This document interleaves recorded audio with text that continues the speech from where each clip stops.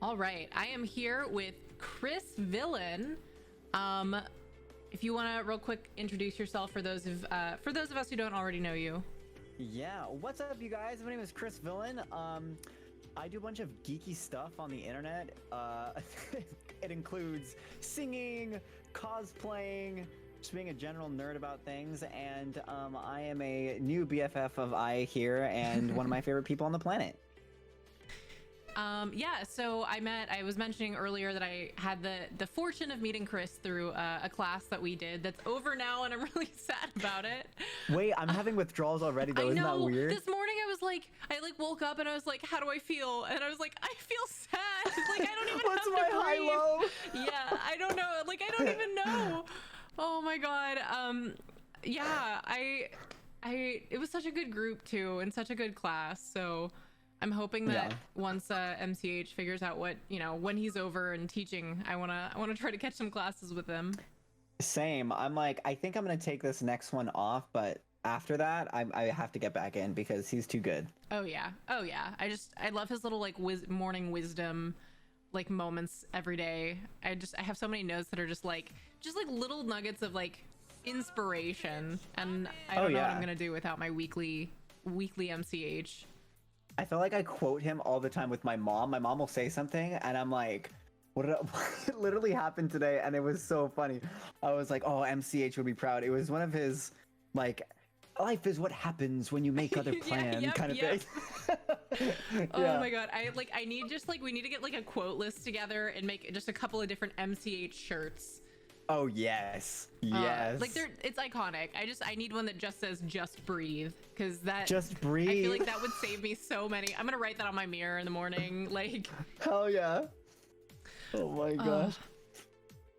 Okay, so normally my questions that I start with are more like streaming specific, but your content creation is so broad that I kind of want to get into all of that, just because you have such an impressive range of content creation.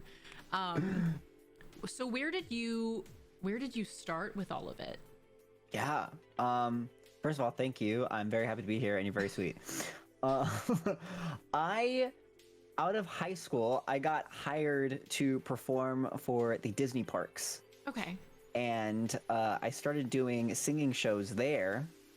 And the annual pass holders there's like a group of like core fans that they're so like adamant, and they will come see if they like you, and they like me for whatever reason, bless them heart.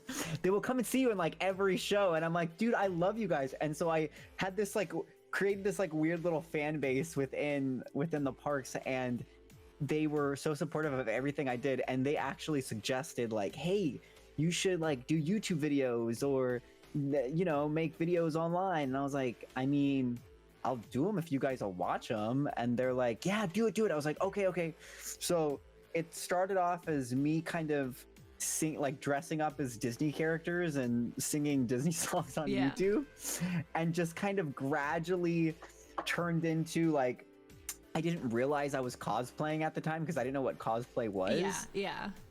And then it kind of turned into like, oh, I'm a cosplayer now, and like, oh, let's do cosplay, and then kind of combining my love of like music and cosplay, and then it turned into acting, and then it all just kind of like, I still don't know what I'm doing. Like when someone's like, what kind of content do you create? I'm like, I don't know, just weird stuff. Just whatever you want. I mean, I feel like that's kind of the best way to do it though. Like you just get to create and do whatever's interesting to you. Yeah, basically. But it's fun, and like, there's worse things I could be doing with my life than doing what I like to do. So yeah, that's so true. Do you have, I don't know what all you're allowed to like say, because I know I had friends who I went to school out in like the Orange area, so like like for college, so I had a lot of friends who like worked over there, and I know there's like secrecy with like what you're allowed to say, with like certain, you're friends with so and so and all that. Sure. Do you have any favorite things that you've done when you were working there?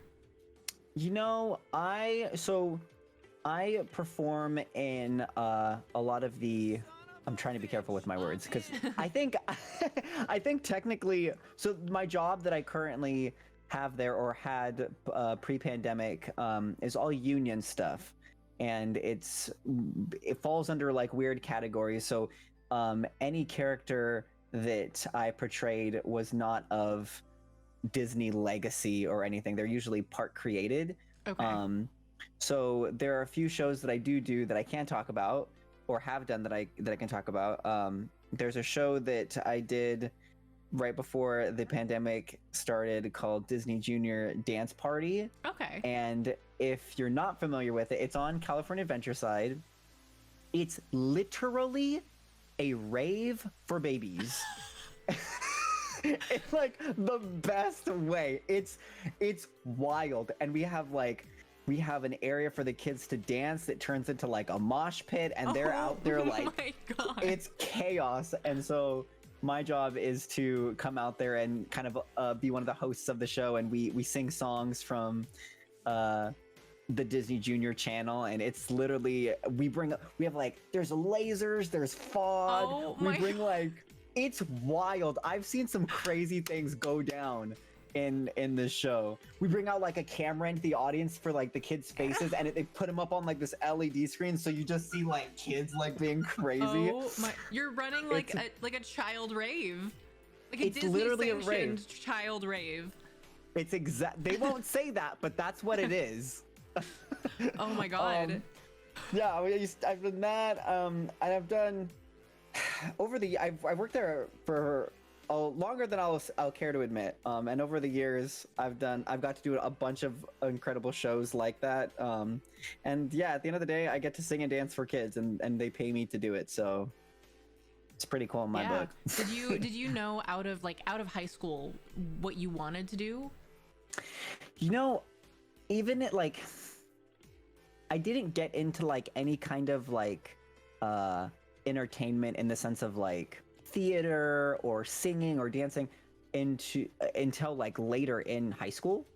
And so when I graduated, I kind of was like, okay, this would be cool if I could do this, but I don't know if I can professionally. And I was super lucky and got hired.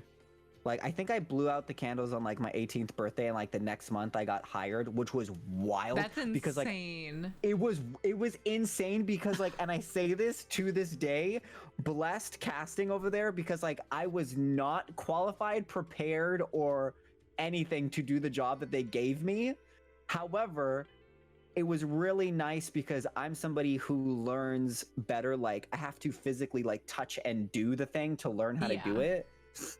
And so I got to like learn how to be a professional on the job, which was incredible experience, and was the best way again that I learned. And so it was and has been incredible, and I love every second of it.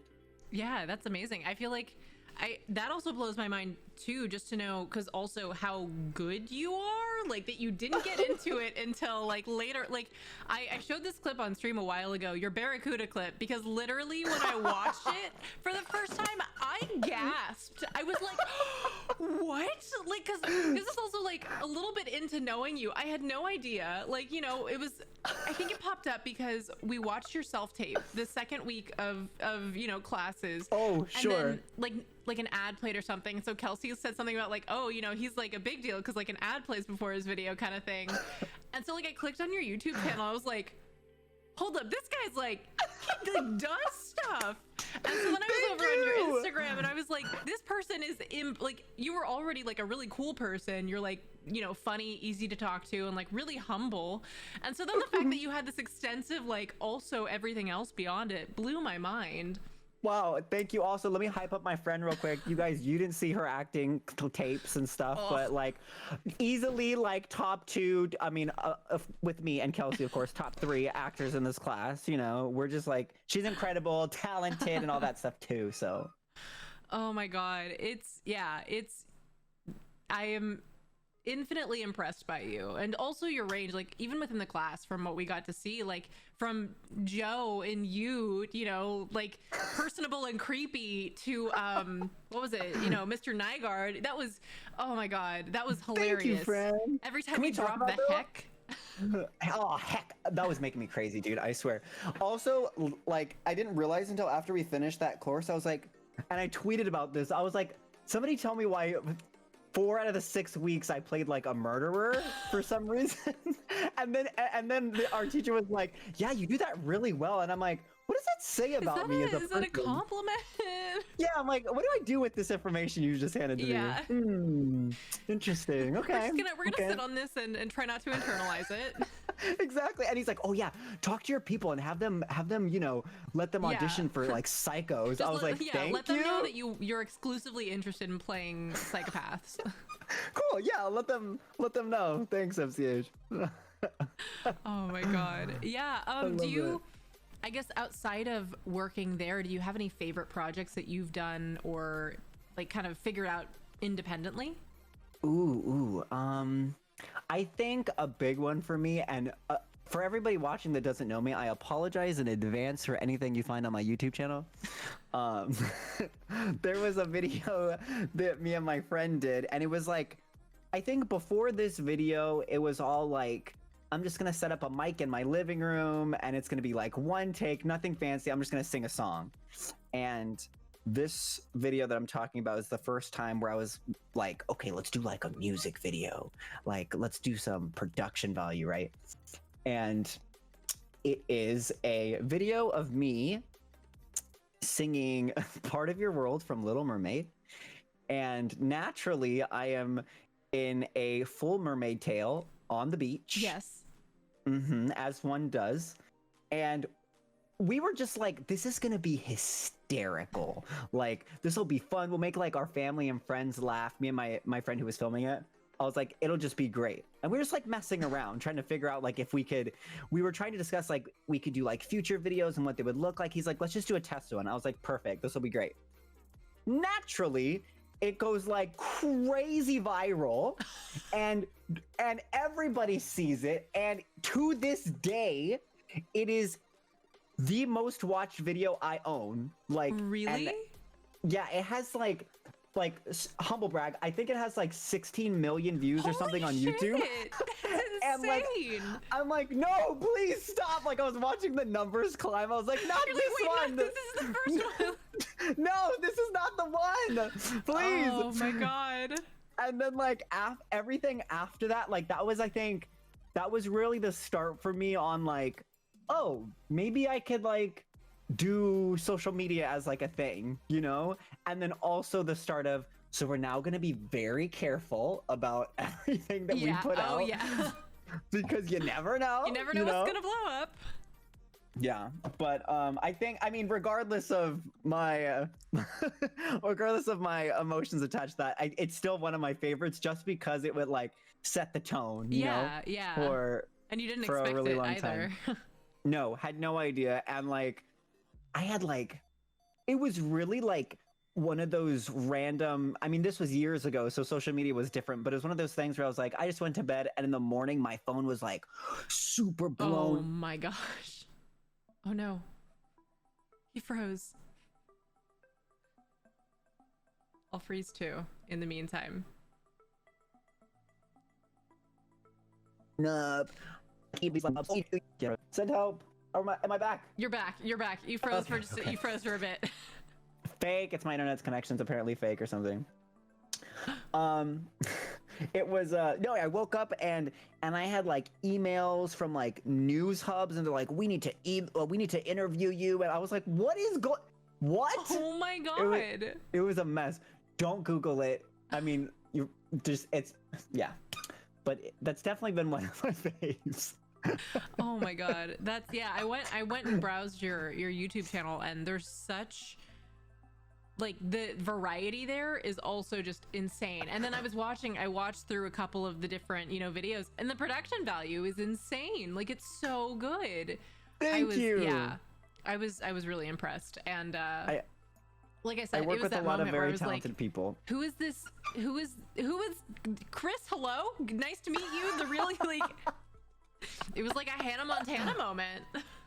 Okay, come on, Hannah Montana, we love that.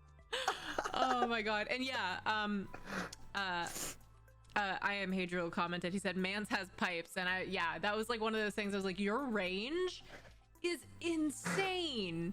You guys are so sweet. Whoever said that, I love you, and also I love you too. Wow. Thank you. Oh my God. Do you find it hard? Because one of the things that I've noticed personally, and I don't even have that much to manage, but like between all the different mediums of social media, staying on top of all of it, how is that for you, and how do you go about managing that? Bro, that's like, that's all, that is the job, right? Because like it becomes less about even like putting stuff out and more so just like staying afloat at a certain point. It's hard. It's really difficult, and I feel like a lot of people, it's one of those things where like you don't really understand it until like you have it on your plate and you're like, oh, gotcha. I think over the years I've found a balance between like, okay, this is kind of like a job now, right? And I have to do a certain amount to keep myself relevant, but also like afloat financially and in life and whatever. But also the balance of that, and then also like how much can I do before I snap? you know? I think I go in, and you can see this if you check dates on things. I go in like waves where like I'll push out like a whole bunch of cool stuff, and then like you won't hear from me for a minute, or like just, you know, small things here and there, and then like a whole bunch of cool stuff. Because that I find is the best way that I work. And with the content that I do try to like have a certain quality to the stuff that I do, which is very difficult to pump out quickly. So I like some of the music videos and projects I do, they take like a few weeks, and so like I'm working on that the entire time. And so even if I finish one, I'm like, okay, I'm gonna hold on to this one, and I'll do another one, I'm gonna hold on to this one, and then slowly push out. But I think that's been the best way for me. I think back in the day, I'd be like one of those crazy kids who I'm like, I'm gonna post 3 times a day to Instagram, and I'm gonna have content out every week, and definitely burned out like very quickly. It's hard, and I think for me it's like I could do that, and I was doing that, and it was difficult, but creatively like fried. Because I feel like when it's less of the like joy of the creativity and more like I have to do this because I have to get it posted, like you suck out all of the joy, and then it's just like, okay, here's this, I did it, I guess. Yeah, and then on top of that, especially for platforms like I mean, I don't want to like, I'm not here to like crap on Instagram, but then there's like algorithms and stuff that come into play, and to where it's tough. It's tough because you hear people say like, you know, you shouldn't. Hi, kitty. I'm sorry. Okay, my puppy is asleep on my bed right there, but he'd be making noise too. You hear people say like, you know, you shouldn't put your value in the numbers, and that shouldn't care, which I agree with. But on the flip side of that coin, it's like, unfortunately, this is my business. Like, this is my living. So like, you can't tell me to not be upset if like business numbers are down. Like, that's going to upset me, and I need to do something about that, you know? So it's interesting. It's weird when that comes into play too, because you have to be friends with the algorithm. I don't know. It's interesting because like as like a business person, for example, like if their stock number is plummeting kind of thing, like they freak out about that. That's like, we have to do something. But then we're taught with like social media, oh, don't pay attention to numbers. But then when that's your like your source of income and your thing, that is the equivalent. And it's again, I say it's fortunate and unfortunate for me, because it's like cool because like, I have been able to create like a business and an income off of this, but it's also unfortunate because I have to put some sort of value on it for my own sake, you know? But I don't know. I mean, it's kind of the nature of the beast. Like, it's definitely something that if you have to know going in, if that's something you want to do long term. And I think right now I'm very happy with just, I think right now I'm doing Instagram, YouTube, TikTok, and Twitch. I think that's it. Maybe Facebook in there somewhere, but I think I'm like not doing a lot on any of those platforms right now, so well, don't like tell anybody. also when you try to like spread yourself between all of them, it's like, how do you like focus on one of them kind of thing? Like I haven't tackled TikTok. I like have one, and I posted like one when I did a Thanos cosplay on stream because it was a meme and I said that I'd do it, so I put on a bald cap. It's nightmare fuel. But I literally saw it on Instagram and I was like, I identify with this on a spiritual level. It's one of the most terrifying things I've ever done. But like I've done like little things like that, but for like one, I can't figure out TikTok and I do not have the energy to try. But then it's like, how do you do that and then also be posting like interesting stuff on Instagram? And then, you know, YouTube, I don't have the ability to edit for shit, so I, you know, like that's what keeps me from doing that. So yeah. It's just I mean, it's I think I've found a nice way of like, okay, what is a project that I want to do, whatever whatever it is, and then like, okay, now how can I, let's take project A and like, what content can I get out of it that's Instagram? Okay, let's do a photo shoot for this, and I could do it for Instagram and then advertise it this way to kind of like direct traffic, right? And then same thing for TikTok and other platforms. But that's really hard to do. To be like focused on one project but know all the different aspects that you know want to capture from that project.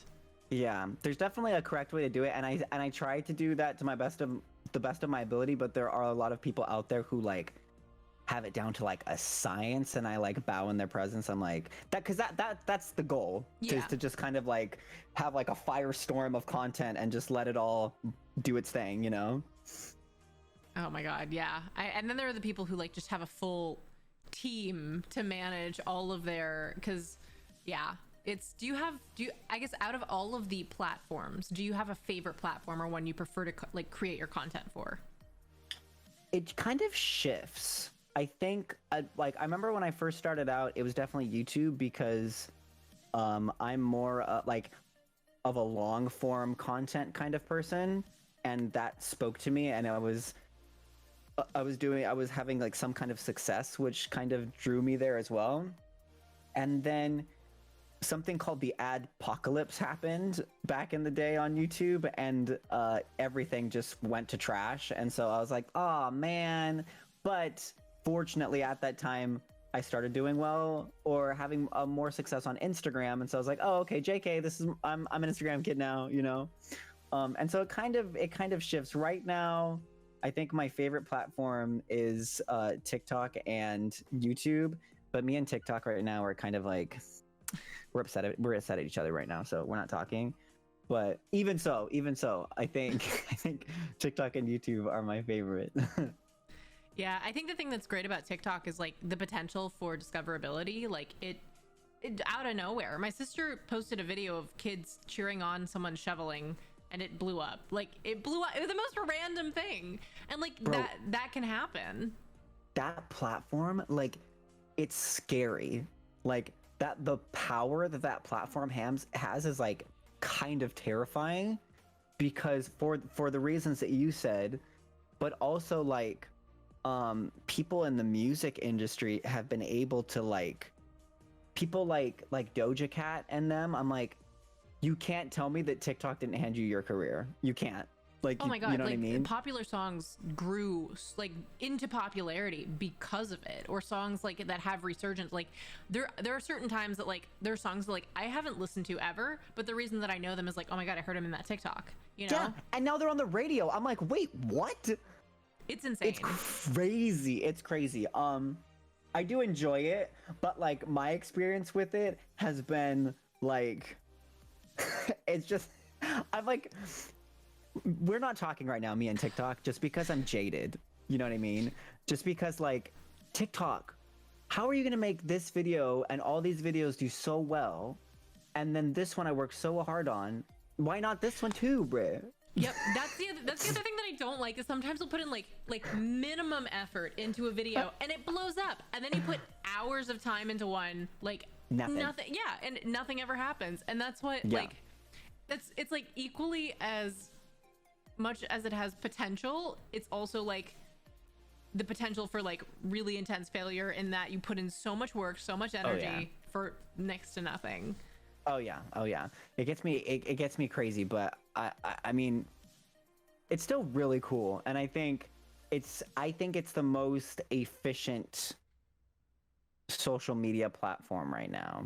Yeah. I mean, I think that it's definitely the infinite scroll that it has going on is definitely like I have strayed from TikTok as long as I have because I know that I will invest all of my time in it. Like it's how I used to be with like Pinterest and Tumblr when I went on there. I'm like, I either don't go on there at all or I will spend hours on end just scrolling through everything. Yeah.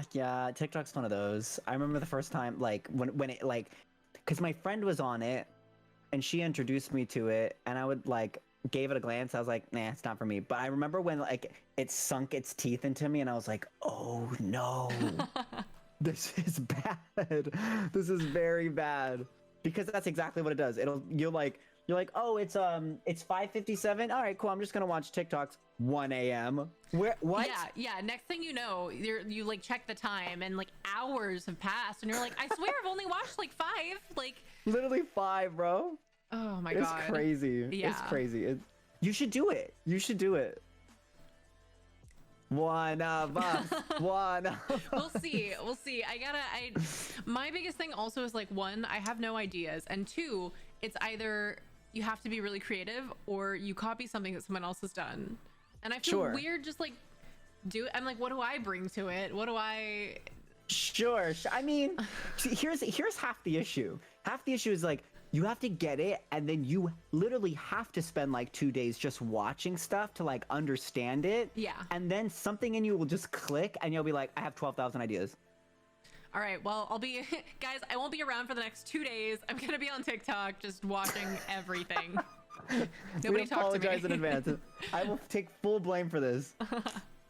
Oh yeah. If I don't respond to any of your messages, just know I'm still alive. I'm just watching TikTok. I've shut everything else out. I mean, you know, if I could do that. Do it. Just do it. All right. Well, you know what? While I'm between the podcast and waiting for the last episode of, Falcon and Winter Soldier, I'll be scrolling. Okay, wait. Could we talk about that? Because please, yes. I watched the first episode and then got halfway through the second episode, and like, I know you're a big fan of it, right? I've enjoyed it. It's different from typical Marvel, I would say. Like it's a little bit, it feels a little bit less fantastical, a little bit more grounded. Well, the beginning starts out very like battle heavy, special effects. But in the later episodes, it becomes a lot more grounded, which was surprising to me. See, I think it was a combination of two, like, so I haven't gotten past that point. Yeah. I think I've watched like halfway through the second episode, and I'm like, got distracted, and I'm like, wait, why am I not obsessed with this? And like, I think it's a combination of two things. Honestly, I was in a weird place mentally when I started watching it, so that didn't help at all. But I was like, oh, I can tell that they're really taking their time because something's going to happen. Yeah. So it's a little slower pace, I think, than I'm used to, but I know there's a reason for that, and I want to get into it because I know it's going to be good. Yeah, like I've really enjoyed the most recent episode. Was so good. Like there's a really good like dialogue that happens in the, I guess, second to last episode that was just, from like an acting standpoint, I appreciated because it was like a moment of like good human conversation away from what seems so typically Marvel. Not saying that like the special effects and everything are bad, but it was just like a nice moment that they had. But I agree. I think it seems a little bit slower paced because, I mean, each episode's like an hour, and it's like fitting a movie into that span of time, which is like what, 6 episodes, so like 6 hours basically. So they can't afford to drag it versus like WandaVision. You'd get so sucked in because the episodes were shorter, and by the time the episode was over, you're like, wait a minute, what? No, like I need more. Yeah, because there's so much in those in such a small amount of time. Yeah. So that's also, I love WandaVision so much. It's a problem. I loved how they took the concepts of these different like older show types and like they nailed the format, the set, the costume, the acting style. Like that was just so, and then they just transitioned into like the cinematic universe like flawlessly. And I don't know if this was purposeful on like the marketing side of it all, but like right even before the first episode, I was like, I don't know what this is going to be. Yeah. And so when the first episode, no spoilers here, I'm not going to spoil anything for the people who haven't watched it. But when you watch the first episode, and I remember watching the first episode in time, I was like, is the whole show going to be, is this what the show is going to be?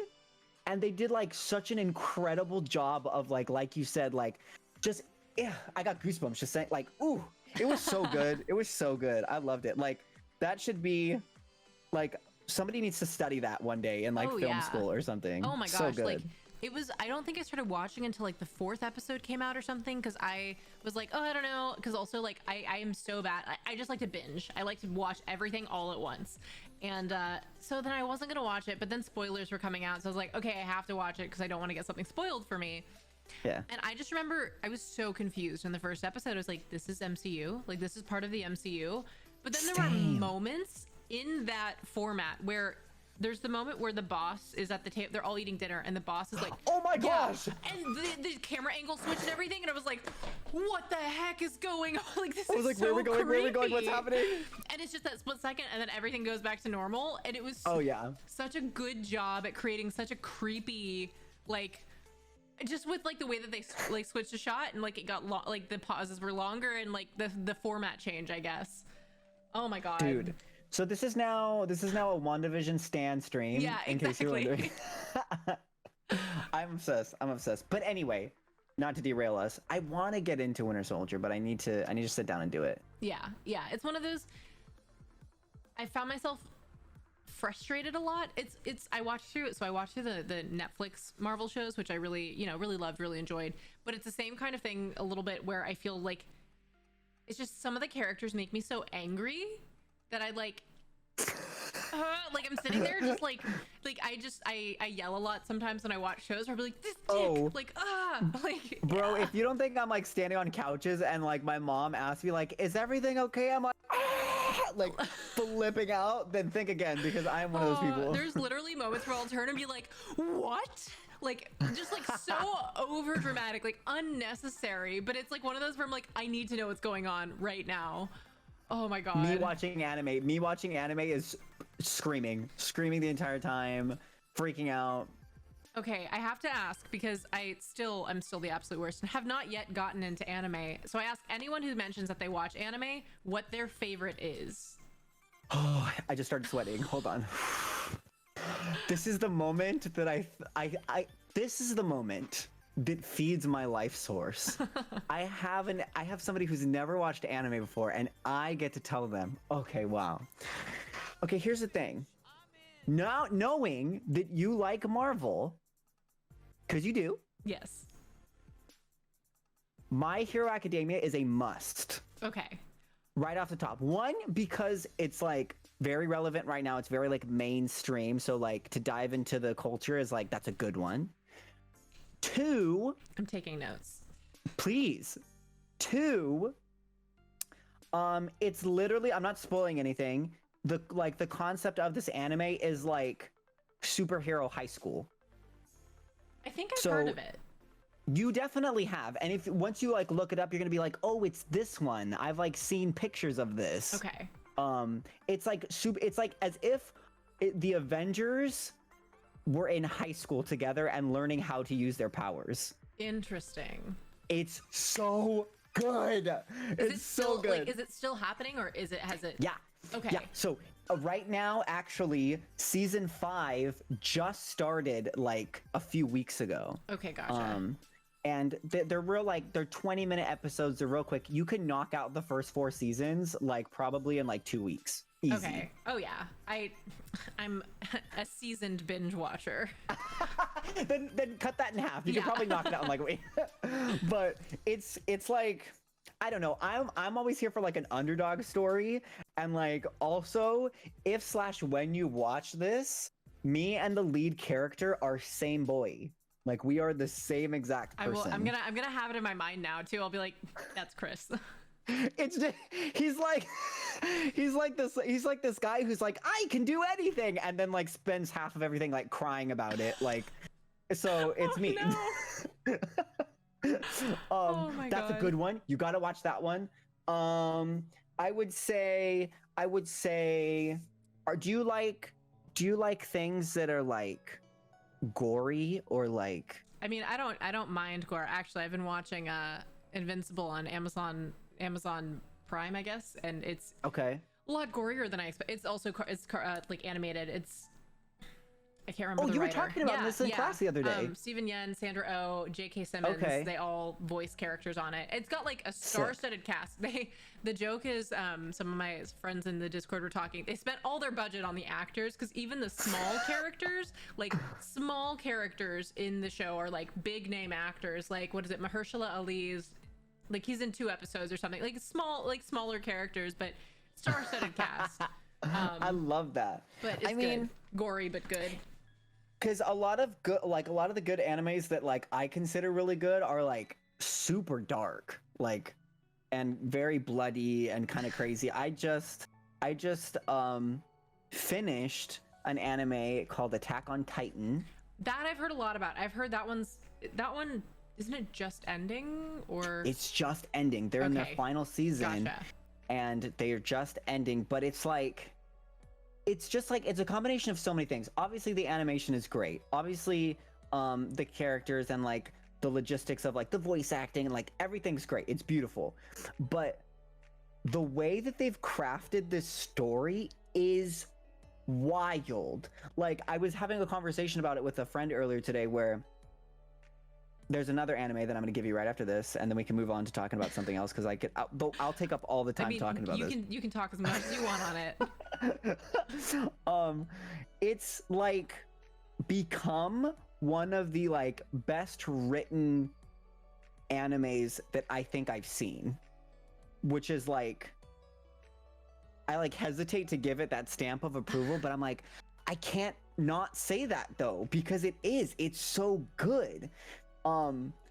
They start the story off where you're living, you get the pieces to this story, and like not everything really makes sense, but they do it in a way where like, yeah, I buy this is fine. And then by the end you're like, what? They've like tie everything together and your mind like blows up and you're like, whoa. It's crazy. Definitely recommend that one. And then another one I recommend, and it's also like a classic, like anime 101, is Death Note. Okay, definitely heard of that. Okay, it's an older one, but that is like, this sounds very crazy to say, but after you watch it, you're gonna be like, I understand. I think it is one of these best written things of all time, period. And that's kind of extreme. That's like very hype. That's super hype.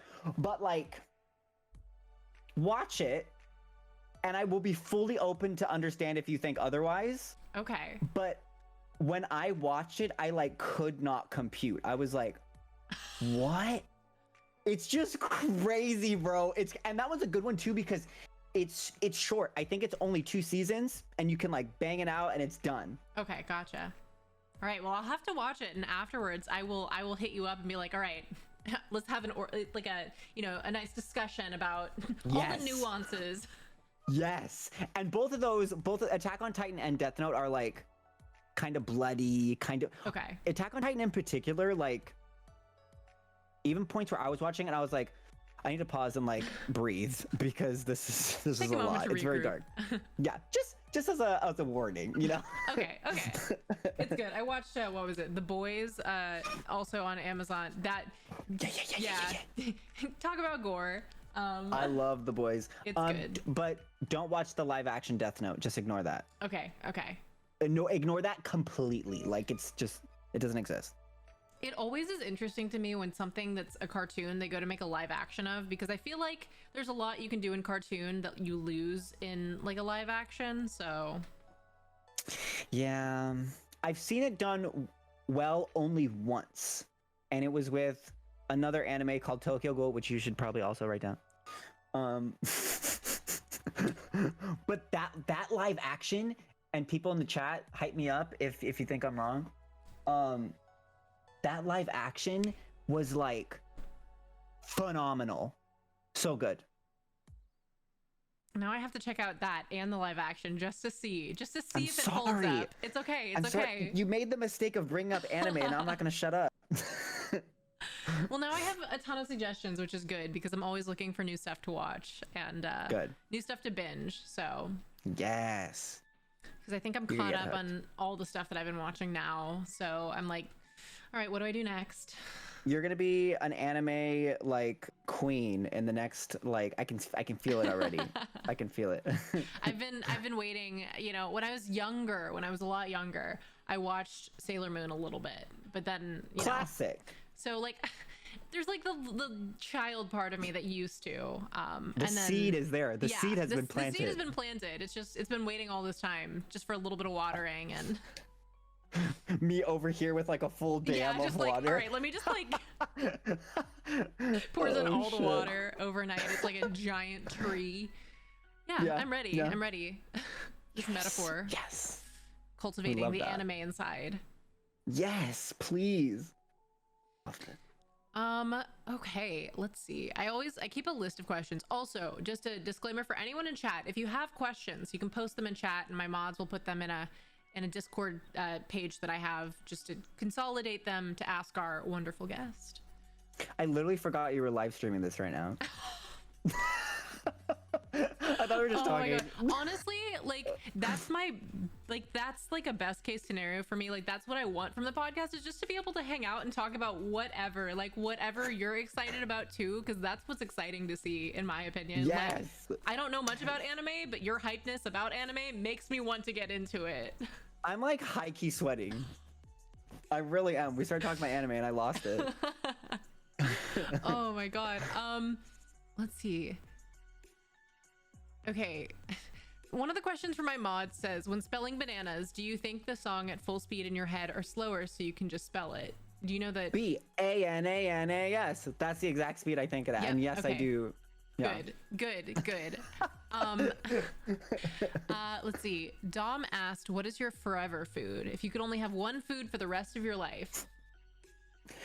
I'm so ashamed. And MCH would be like, don't judge it. Put a period. Put a period on it. Just, own it.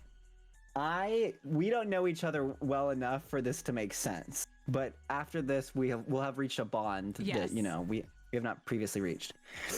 I have, and it is an obsession. It's not like a like of. I am obsessed with protein bars. You mentioned your protein, which actually, by the way, I wanted to follow up about your protein powder that you tasted or something that you mentioned in class. You tasted and it didn't taste right. We're gonna talk about, because this is a saga. Okay, because I want to know. We're gonna talk about that right after this. Protein bars. Short answer. I'm obsessed with them. They're the best thing on the planet because it's like you get to cheat all the time, but it's good for you. Do you know what I mean? Like these things taste like cookies. Do you have a favorite kind? Absolutely. Shout out to Quest bars, Quest Nutrition. Okay. I'm writing this down too. It is like, it's wild. They literally have, they have physical cookies. They're chocolate chip cookies, peanut butter cookies. They have a bunch of different flavors, but I'm like, hold on, let me get this straight. I get to eat cookies all the time and it's good for me. What? And I'm telling you these things. It's crazy. Quest bars, shout out to them. We love them. That's my forever food till the day I die. I mean, I feel like that's perfect because you get so much variety with that too. Yeah, and here's the thing, is like people think protein bars and I'm like, that sounds gross. And I would agree with you, it does. Except this brand has this weird, it's like witchcraft to where like, for example, there is a birthday cake flavored protein bar. Okay. It tastes exactly like birthday cake. Like, okay, I need to get some of these like right now. It's literally insane. They have another one. And they're all like hyper specific. Like the one I'm talking. This other one is a chocolate covered donut, right? And when I tell you, it tastes like specifically like those tiny little Hostess chocolate donuts. Yeah. The chocolate covered ones. Yeah. That's what it is. Oh my God. I don't understand how. I still don't. I don't get it. There's a waffle one that has syrup in it and it tastes like waffles. I don't know, but... Who needs food when you can just get like a protein bar of anything? My people, now you understand. Oh my God. One of my mods said the cookies and cream is good. That's my jam! Yes!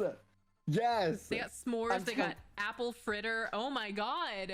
They have like my faves are chocolate chip cookie dough is a go-to. Cookies and cream is a go-to, and then of course the chocolate covered donut. I do love an oatmeal raisin one though. Is it oatmeal raisin? I know. I think it's just oatmeal cookies. Yeah. It's oatmeal cookies. Oh, I'm all about oatmeal cookies. How do you feel about chocolate? I'm for chocolate. Absolutely. Okay, so I'm gonna hit, and this is gonna be the bow on top for you. You ready? I'm ready. They have, and they just came out with this, literally, physical Reese's peanut butter cups. What? They're peanut butter cups, except they're like the nutritional facts. Nonsense. They're like so loaded with protein, zero sugar, like no carbs. I don't know. I don't know. But it's wild. And it's like, cool. Guilt-free peanut butter. Google this, please. Somebody Google this. Somebody, please. Hold on. I'm pulling up a new tab. Okay, what am I Googling? Literally Quest Nutrition. Quest Nutrition. It's wild. It's wild. It's literally all I eat. And people get concerned for me. They're like, wait, but like, what do you eat? And I'm like, literally just protein bars. That's all I eat. Oh my God. Caramel chocolate chunk, chocolate brownie, chocolate hazelnut. Oh my, cinnamon roll. Hello? What? Facts. Lemon cake, double chocolate chunk. Oh, the lemon cake ones. Girl, the lemon cake ones literally, okay, this is also a specific taste. You know how like when you go to like Ralph's or like some whatever grocery store and there's those clear plastic like containers at the bakery section and there's like lemon loaf in them? Yeah. That is exactly what that lemon one tastes like. Exactly. Do not get me started on microwaving them. Don't get me started. Don't get me started.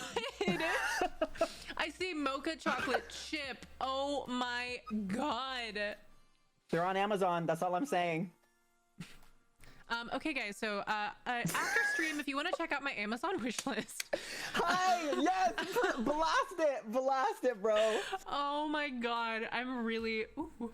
I can't. I cannot. Keeping this tab up so I don't forget. One of us. Is it bad that like food makes me sweat? I'm sweating too, bro. It's crazy. I literally had one like 10 seconds before I got on. It was a s'more one, and it was really good. Oh, wow. And they have protein powder too, bro. I'm excited. Okay, yeah, but your protein powder saga. I'm so annoyed. Okay, so here's the drama for everybody. I'm gonna say this for the people in the chat. I'll start from the beginning. So I am very ritualistic and very like potentially OCD about my food intake. To where like I eat the same thing at the same time, and like I like what I like, and I rarely stray from that path. So I may have accidentally purchased the wrong protein powder I was running out. I accidentally got the wrong kind, and I was like, crap, now I have to reorder another one to use this flavor I'm not used to in the meantime. I order the new one. It comes in the mail. The flavor is peanut butter, which we stan, obviously. And I opened it up, and I was like, this doesn't smell like it's supposed to smell. It didn't smell bad. It's just like, this doesn't smell like peanut butter. It smells different. Maybe I'm tripping out. So I do my thing, and I have my protein powder. I mix it up, and I taste it, and I'm like, Brit, this tastes like berries. Like, this does not taste like peanut butter at all. What is this? And so I'm sitting there like, I'm trying to rationalize every possible outcome. I'm like, was there soap in the cup? And that's why it's tasting different? And then I went as far as like, I had the displeasure of getting COVID. And I was like, the wires in my brain are crossed forever now. Peanut butter just tastes like berries. Oh no. Because it takes away your sense of taste and smell. And I was like, it took my taste of peanut butter forever, and it just tastes like berries now. And so I went down a dark path. So then I was like, found out the next day, obviously it was not there was no soap in the cup. It just actually tasted like berries. I'm like, okay, so this thing is confirmed berry flavored. And then I even had my mom try. I was like, Mom, help me out. I'm going crazy. And she's like, that's berries, Britt. And I was like, okay, thank you. Cool. Then I went a little CSI because I had too much time on my hands. And I was like, I need to know why though.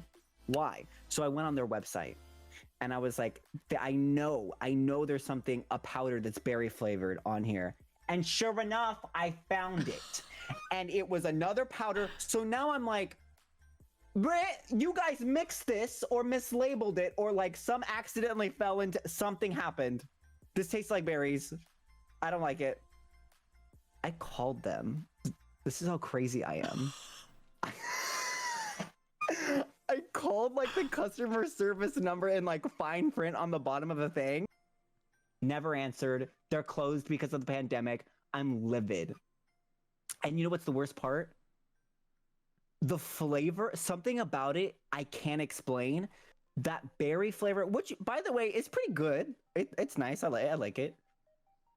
It has this weird way of just like staying in your mouth for days. Oh my god. And everything tasted like berries for like a week. I hated it. Oh, something's up with that berry protein powder. We don't stand, honestly. We don't. I'm upset about it. Damn, and they didn't pick up or answer at all. No. And so I'm like, I don't want to go and buy another one because I'm also not wasteful. You know what I mean? Yeah. I'm not gonna throw it away, but I'm also like, there's only so much berry I can take. I don't want everything to taste like berries. Yeah. It just does. Oh my god. It's a problem. Thank you, Thomas, for the gifted subs. I'm sorry, I just noticed them. I'm really bad about noticing notifications when I'm doing podcasts, but thank you. I appreciate it, and I appreciate you. Drink water, please hydrate. It's my blessing to you, hydration, because I don't do it. If I keep looking over here, I have your stream and monitors, and my second monitor over here, so I'm not zoning. I'm just actually looking at the chat. My second monitor on the side is my chat, so I keep my chat questions and stuff on there. So whenever I glance to the side, and my microphone's like right in the way of the monitor too, so I have to be like same. Okay, so that was Forever Food, and then the saga, which I'm glad that I was wondering. I thought about this the other day, and I was like, whatever happened with that? And like, I never wanted to derail a conversation in class about it, but I needed to know like how it turned out. By the way, it's been in the back of my mind since you mentioned it. Dude, it's literally been a saga that I've been updating my friends on, like, because that spanned like probably like the span of like a week of me figuring out all the pieces, and I'm like, I'm over it now. I'm like salty about it. I'm literally, if you really want to know, like just getting the berry flavor out of my mouth like in the last like 2 days. That's like a flavor stain. I don't understand it. How does that work? It got like kind of, it was low-key scary, dude, because like first it was like, oh, I can get used to this flavor, this is nice. And then it was like, this flavor stays in my mouth like till the next day. Then it was like, all foods are starting to taste like berries. Oh and then, my gosh. And then everything started to smell like berries. And I was like, I'm out. I can't do this. This is some crazy stuff, man. No. It's cursed. It's cursed. The cursed protein powder. It is. Oh my god. Shout out to Luxwolf, who's in the chat. He's one of my actual IRL BFFs. Oh, nice. And he has followed that saga. He knows the great saga of the protein powder. Yeah, it was bad. It was dark. Oh my god. I'm glad that I know how it ended. I mean, I'm not glad that it was like low-key cursed, but you know, now I know. It was like a weird like D&D like side effect. Like, yes, you can have nice tasting protein powder, but you will only taste that. Yeah. Oh my god. D&D. Kill So me. you mentioned a couple times that you play D&D, you like D&D. Please explain more to me, like your character, what sides of it you like. I've dabbled. Do you play D&D? I started a few months ago, actually. Yeah. Well, I guess Same! probably, yeah. So I started recently, but I can't believe it took me so long to start playing. Same. Okay, so funny enough, Luxwolf is in my campaign. Oh, We nice.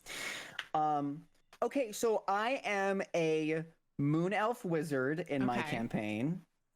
Our campaign takes place on this fictional continent of Zhao Fei, which is very Far East inspired. Okay. Super cool. And it started off like I had this like cool backstory for my character, and he was like kind of like mysterious and like edgy because his name is Lyric, my moon elf, and Lyric like left his like clan of moon elves and like traveled on his own because he like dabbled in like dark magic, and like something very tragic happened, and so he was like kind of outcast, and now he's like traveling by himself. Bomb backstory. We love it. And then I started playing, and apparently was just like I get so excited because our DM is like a genius at like storytelling and what he does. Yeah. That all of that thrown out the window, just all of it. And I could not role play at all because I just got so excited. And so now basically Lyric is just me. Yeah. As like a person. Yeah, that's pretty much what happened to me too. Because I made mine, she's like a tiefling, and I wanted her to be like super moody and edgy and like, doesn't take shit from anyone, does, what she wants. And like, she does that to some degree. Like, she's got my judgmental tendencies. So whenever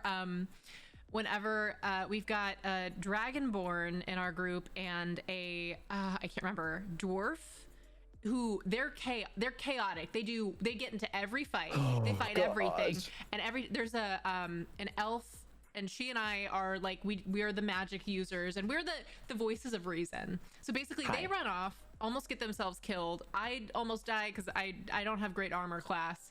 And then the elf kind of like saves all of our asses, and it's the two of us at the end being like, was fighting that giant snake really worth it?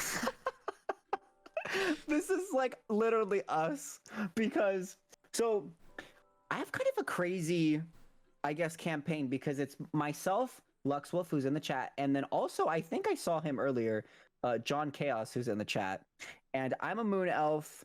Luxwolf is also a tiefling. Oh, nice. And then our friend John, I'm gonna butcher this. I think it's Oracocra. He's like a bird. He's like a bird person. He's like a 5-foot bird. Okay. But I'm the wizard.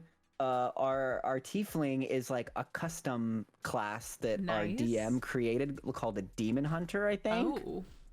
Super cool.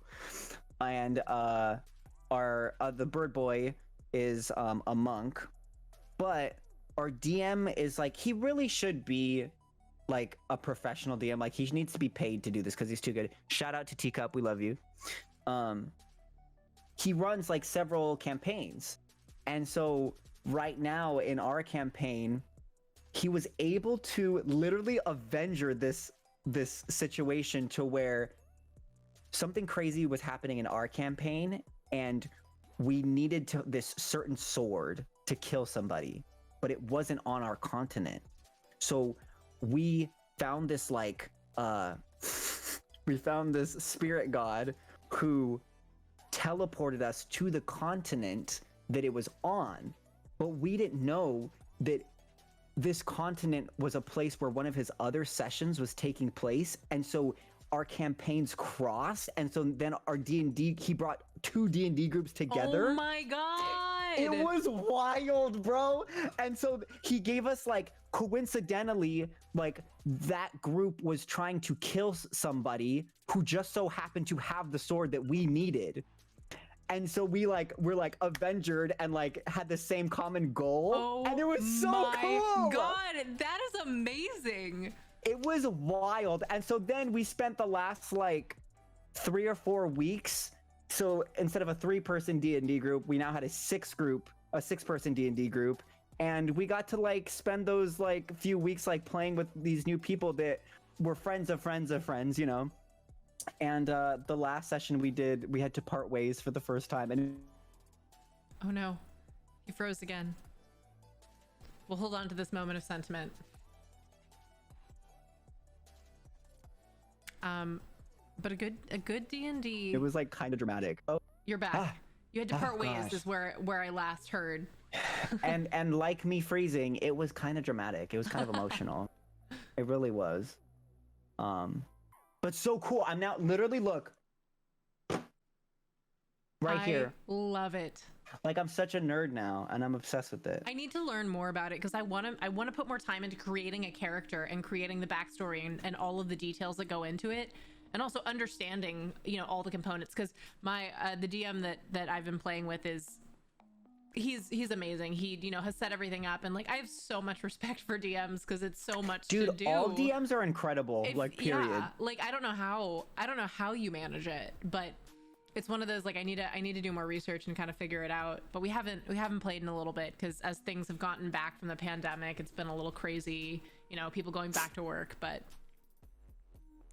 I'm laughing because Lux, I didn't say it because I was trying not to laugh.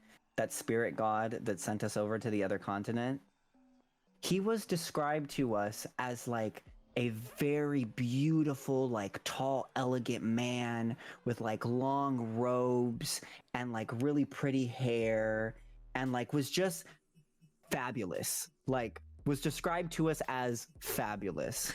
So he became the gay Korean crane god because his sanctum has like all these cranes and birds, and so he just turned into the gay Korean crane god. And so now we like stan and worship the gay Korean crane god. He's everything. I mean, to us. I think everyone should worship the gay Korean crane god. Like, thank you. He has a theme song too. He has a theme song. Yeah, which I might be able to do for you. Hold on, let me see if I can. The gay Korean crane god. Yeah. Amazing. That's quite possibly the best thing that I've ever, like, at night if I need guidance, I'll sing the gay Korean crane god theme song. Maybe he'll come to me. You're so welcome. Help me out. You're so welcome. Yeah, he's all seeing. He's omniscient. So we only worship him because he's the best.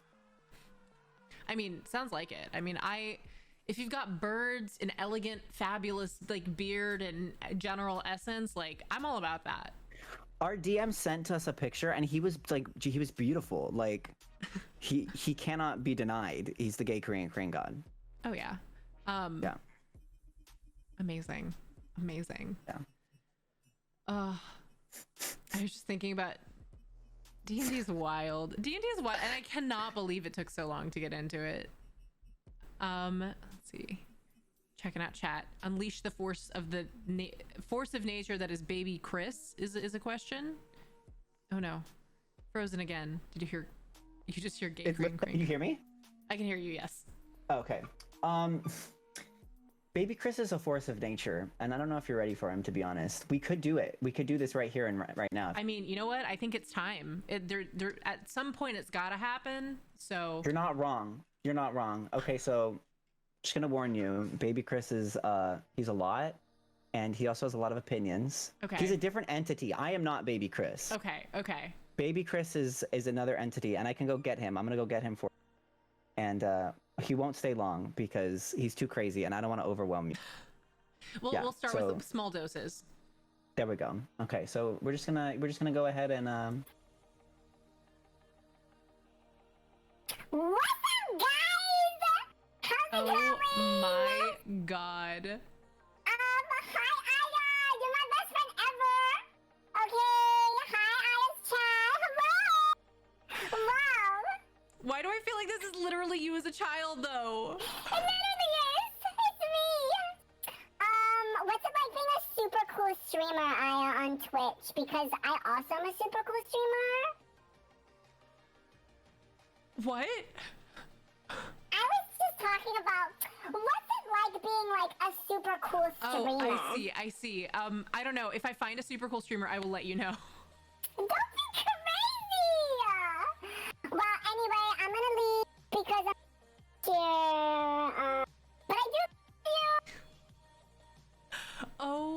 my God.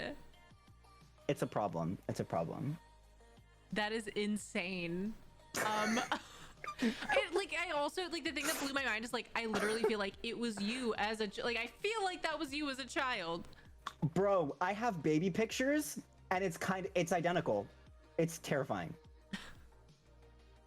I feel like baby Chris has a lot of energy. He's a lot, and on my on my stream, he has a cooldown because people love him too much, but he's like a channel reward point where you can summon baby Chris and make him a thing, but yeah, only every so often because he's a little crazy. You have to use it sparingly. Oh yeah, and you get to ask him a question, and he always says he's very opinionated, so he has a strong opinion about everything. He really does, and like relatable, but like, bro. Oh, okay. I have the classic question that one of my mods will ask every single podcast. When making a bowl of cereal, do you put cereal or milk in first? I'm having a hard time identifying who would put milk first. Exactly. Okay, good. I was gonna say, please don't say you put milk first. Not me. Okay, no, one of my mods does. That's dark. Yeah. You have to be in a dark place. It's dark energy. You know, when I befriended this person, I had no idea, and now I'm too far in. Swank is it no, it's Swan. Is it Swan this person? Yes. Swan, I hope you're being loved properly. I do love you though. I love you. Oh, Chris. The follow-up, there were two follow-up questions by different mods. One said, if milk, why have you abandoned all reason and morality? And then the other follow-up question is, if cereal, how does it feel to be eating soggy cereal? Which, if you put the cereal in first and then the milk, it's not instantly soggy. And also, like, depending on the cereal, I prefer soggy, so... There you have it. In summation, Chris, get fricked. There you go.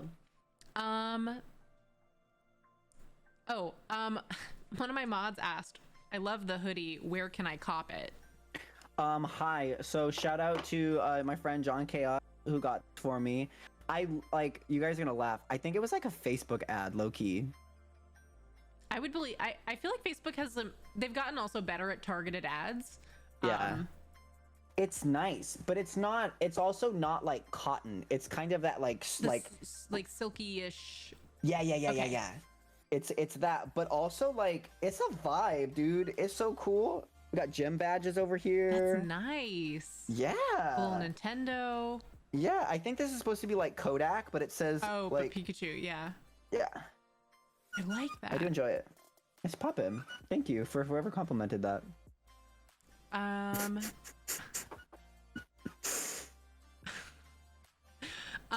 Okay, let's see. So Princess Lover asked, what's your next project or YouTube video? Oh, good question. I am currently working on a video. I like to like keep my videos a secret until the last second. So I'm gonna like tip of the iceberg for you. I started on YouTube obviously doing like, I call them gender bends, where like I did a guy version of Ariel. And so this is going to be a gender bend song music video. It's going to be a very big production. It's not going to be like me standing in front of a mic or like me against a green screen, which I love doing, but this is going to be like big budget. Like we're going to go, it's going to be a good one. It's going to be a good one. And I've been working on it for a hot minute now, but I have a meeting that I'm going to tomorrow at 11:30 to discuss some things about it, and I'm just very hyped. I don't know when, I don't have like a timeline of when it's going to come out, but it's going to be pretty cool. I'm excited. That's exciting. I feel like any project that because a lot of your other things that I've seen are really, really good, like insanely good. So when you're like, it's going to be, you know, even bigger, like I'm very intrigued and excited. Thank you. I'm sure it's gonna be amazing. This is definitely one where I'm putting like there's an extra effort going into this one for sure. Okay, gotcha. Yeah. I'm hype. I'm excited. Stony asked, "Are we ever going to get an album from Chris?" Oh, interesting that Stony should. We love Stony. Stony is a diehard ride or die with me. Of I want to call him a fan, but he's like more than a fan. He's just like a cool person, you know. I don't know, Stony. Interesting. Maybe one day soon. Maybe I don't know. I don't know. Might have to wait to find out. Stony said diehard or super fan or crazy person. You know, all of the above. We love it. We love to see it regardless. Good variety. Yeah. Should be like reblog if you're diehard, a super fan, or a crazy person. They'll never know. Yeah. Let's see. Okay, Stony also asked, and when are we going to get a Sean and Chris photo shoot, and can I help you with lighting or something? Ooh, okay, so I think, let me double check. There is somebody named Sean the Shooter in the chat. Sean the Shooter, shout out, is an incredible photographer and is like a very nice Canadian who we stan. Not that I guess all Canadians are nice, but you know.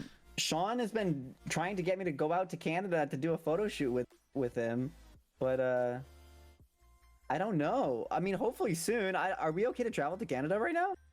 Maybe. I can't remember. I know there was like restriction for a while.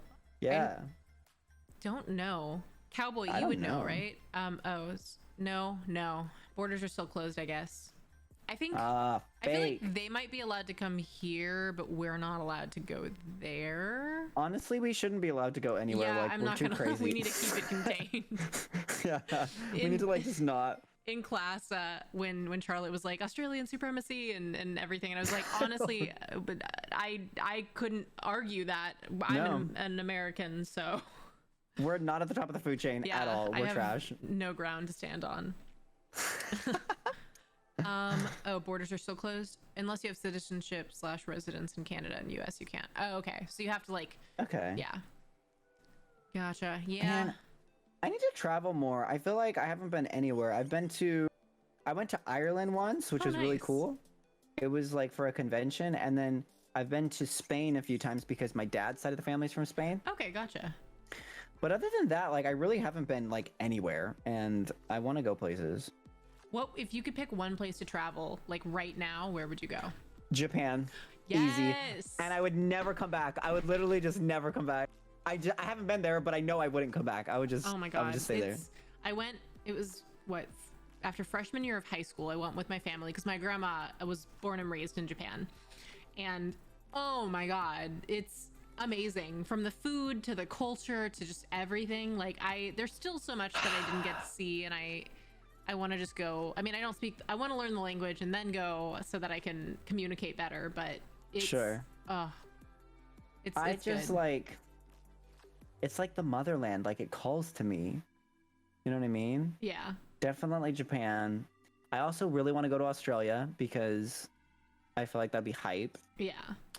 And like I want to see the pyramids in Egypt. Yeah. What? Right? Let's go.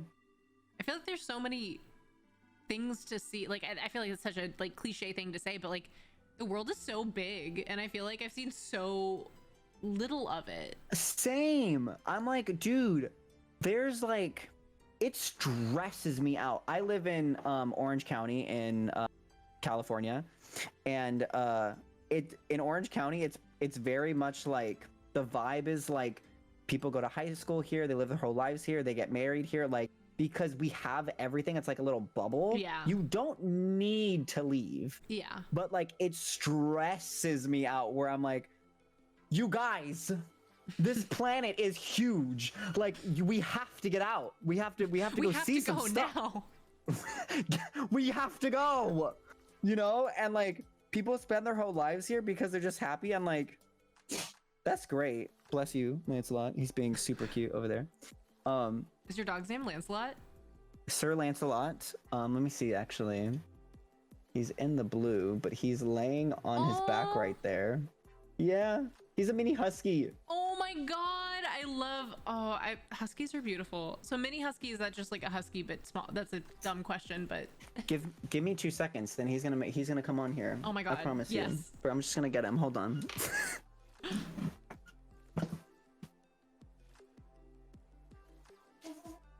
I'm excited. I'm very excited.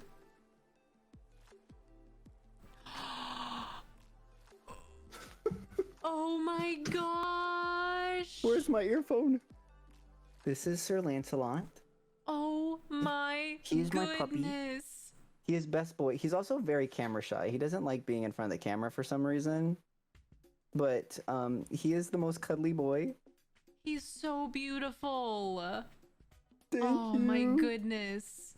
What a sweet just- baby. He's just chill. He's like the best combination of like cuddle muffin, but then also like an actual spaz. Yeah. Because he's just a crazy dog. Oh yeah. But we do love him. I feel like Thank that you. might be you, like. Yeah, thank you for making a cameo. It's very we have full conversations too. I do that with my cat. I get it. That's what got me through the pandemic for the first part, because I was by myself. Like the 2 housemates that I lived with at the time both went home, because one was from India, so she went home, and the other went back to Arizona, and it was just me and my cat in the house, and it'd just be me having full conversations with my cat. Yeah, Kept me sane. pretty much. Or made me less Yeah. sane. I don't know. One of which. one or the other. Yeah, it's casual. But I love Lancelot. Sweet baby. He loves you. He loves you. He is the sweetest boy. I just love him. I had a puppy before him. It was a little Yorkie, and his name was Merlin. But he was very sassy. He was he was very sweet with me, but he had an opinion about other people. That's actually how my cat is. I've had her since I was in 3rd grade, so she's like my baby. She, I mean, she's a little sassy sometimes to me, but like, she does not like other people for the most part. It's valid. I mean, same. She doesn't like other people coming into her space, which who knows where she got that from. Wow, relatable content. Let's see. Let's see, other question. Oh, okay. Sean the Shooter said, if you could do a duet performance with anyone, who would it be? Whoa. That's a big question. That's a big question. Like anyone? Whoa, I don't know. Wow, I've never been asked that before. We have to put a pin in that one. I think the problem is there's so many people that I would,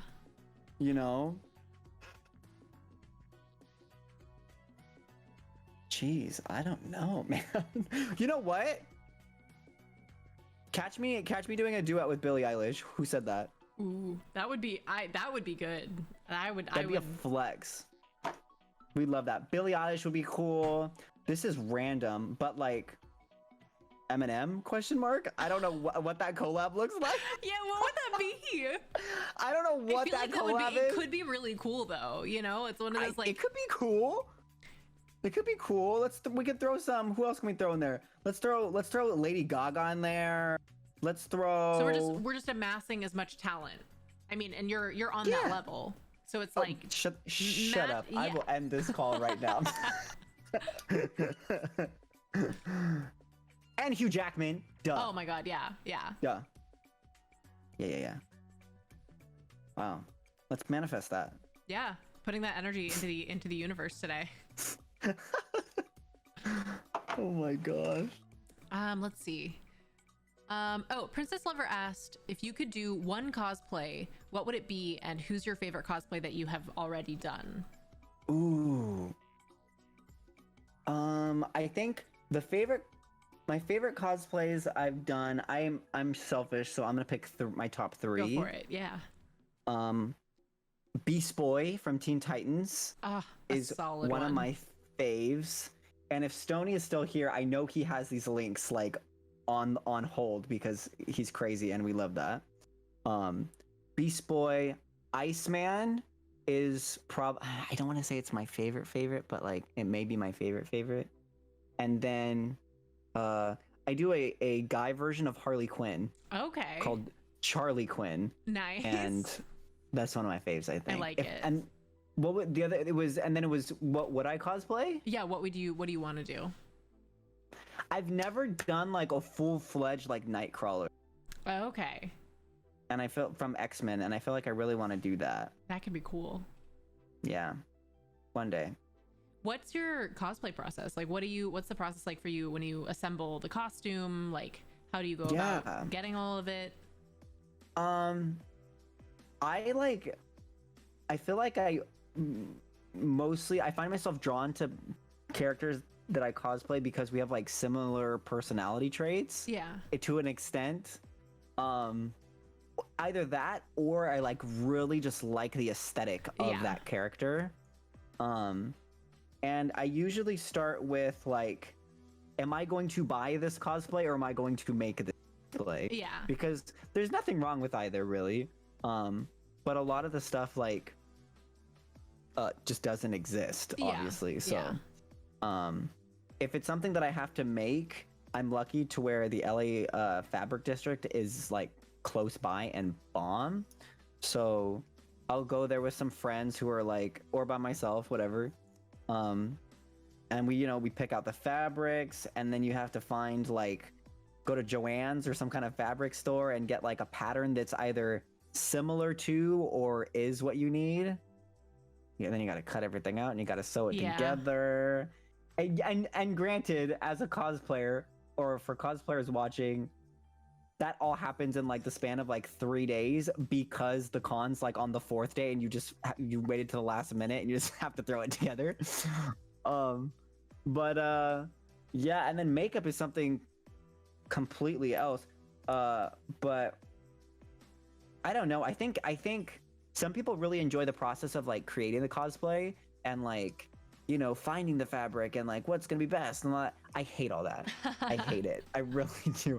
I'm just like, give me the finished product, future Chris, and let me wear it and like walk around in it, and then that's the that I like. But it's hard. Yeah, I mean, it's one of those like to find and assemble all of the pieces, because like you said, a lot of it doesn't already exist, or like the things that do exist are like the very like costumey, like the ones that you would get from like a Halloween store kind of thing, and those aren't usually going to be like, sometimes they can be altered, but like they're not they're not. Yeah, and like if you're starting off for cosplay and you're like you don't have anything else, like anything on Amazon and Party City, like all of that works great. But some things just don't exist. Yeah. Which sucks. And you gotta make it, which is part of the craft, of cosplay to an extent, but yeah, it can be tough sometimes. Oh yeah, I've been wanting to do Marceline the Vampire Queen cosplay for a while from Adventure Time, and I have a friend who does like replica stuff, so I commissioned him to make her axe base. So it's almost ready, and I'm really excited. Wait, I want to see this. Yes, I'll let you know when I get it. I'm pretty stoked. Please. I think everyone. I unfortunately don't crucify me. I haven't like sat down and watched Adventure Time like in its entirety. Yeah. But I know that there is a guy version of Marceline. Yeah, Marshall Lee. Yes, Marshall Lee, and everybody tells me to cosplay him, and I'm like, I don't know why I haven't yet. I need to do that. If you need a duo, I'm working on a Marceline one. Let's go. Yes. I love it. Oh my god, yeah, it's pretty. I'm excited about that, but I love it because you're like a cosplayer too. I've done like little things, like when I was in high school, I would do like book characters, or so like I was really into the Hunger Games or like the Mortal Instruments series, and so I would do cosplays from like those, and they were all like from what I had in my closet kind of. I did actually though. One of my friend's grandmas made we made what we envisioned the Girl on Fire dress to be, like from scratch kind of thing, and then I made a replica of from Catching Fire when Katniss is on the chariot and she and Peeta are wearing like the cool costumes and they're on fire. My grandma and I made a replica of that dress. I am shocked that we have not been friends before this I know. moment. Like, I haven't gotten to do too much of that, like, in between, because then I was in college for a while and I didn't have the budget or time to do it, but I've kind of started to get back into it, and I'm really excited. I'm very excited. We're nerds, and I love this for us. Oh, absolutely. I know. Dude, when you would talk in class about, like, I'm a nerd, or like you'd be like D&D, and I'd be like, hello? Dude, I was the biggest Hunger Game fan ever. You're kidding. That was my life. Dude, do you want to hear something crazy? Okay, so when the first Hunger Games movie came out, Kiss FM, the radio station, was holding this contest, and it was like a trivia contest. And if you called in and you had the right answer, they were giving out tickets to the red carpet premiere, right? So I was like, catch me on the red carpet, I'm in. I was calling in all week, and you couldn't even get through to even answer the question. On the very last day, it was like the very last day, I was like, screw everything. This is my priority. There is no other option. The only option is to go to the red carpet premiere. There's no other future. So I woke up at 4 o'clock in the morning because they started, like, Kiss FM, the host, I think, started at like 5 or 6 or something ridiculous. I woke up at 4. The internet connection at my house at the time, obviously, is not much better than it is now, was trash. And so I was like, it's fine. I woke up at 4 a.m. I got in my car. I drove to Starbucks with a laptop and like 2 phones. Oh my God. And had like the radio station live streaming on like the internet. So I was miss a second. The second they announced the question, it's done. I had like a whole command center in the corner of this Starbucks. And I had like a computer, something else, like I was ready. The question comes up, and I think it was like, what was the District 6 or something's like task? Like what were they known for? And by God's grace, I get them on the phone and I scream the answer, and they start laughing, and they're like, hold on 1 second, we're gonna put you on the air. Put me on air. Won the tickets, bro, and got to go to the red carpet premiere. Kidding me? Yes, it was so lit, and the whole cast was there, and it was like so cool. It was so cool. Okay, not even just high school me, but me now is so jealous, but also so happy for you. Thank you. Oh my God. Like, I was so, and then there was like, I think I won tickets to something else after that, where it was like, because it was a book signing at in Glendale at the Americana. Okay. There was a book signing there for the book, and I think I won tickets for something else or got invited. So I don't know how this one happened, but I definitely went and like, who did I shake hands with? It was Rue, Sweet Angel Rue, and it was Liam Hemsworth, and I know, and also what's his face? Oh, he was the punk. He was the blonde guy. Oh, Kato, Alexander Ludwig. Kato, yes. Yep. And it was them 3 at the book signing. Oh, and it was my crazy. God. They had a signing at a Walmart in Texas, because I was in Texas at the time. They had a signing in a Walmart for the release of the movie, and they said that they had a costume contest, which absolutely was not the case. So all my friends and I show up in our costumes, waiting in the aisles of the Walmart as, you know, it progresses, because it was Levin Rambin who played Glimmer.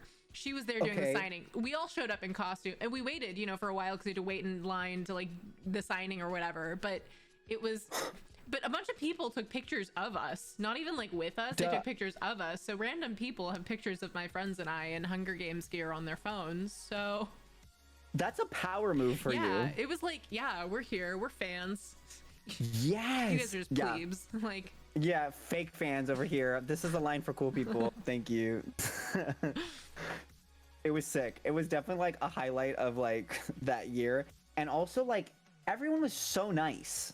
Like Kato, even though we all hate, we had like an impromptu like secret handshake that we just did, and I was like, this guy's the homie, we love him. What's his face? Hemsworth, I shook his hand and it felt like this because his hand was like this big, and I felt like I like grabbed his finger. I was like, thank you, it's nice to meet you. And then Rue said something, I forget what it was, but she said something so sweet to me, and I was like, I have to protect you at all costs now. It's just you're the chosen one now. That's it. Oh my god, that is amazing. So I'm glad to find another Hunger Games nerd, because it's both one of my like special, like it's like a special thing to me, but then also like in a weird way a secret shame, because the Hunger Games is what actually inspired me to start acting like and pursue it seriously. I love that! Yeah, because I read the books and I was obsessed with them, and I remember being at the midnight premiere of the movie being so just like, this is this world brought to life, like, and this is what they do as a job, like this is what they get to do.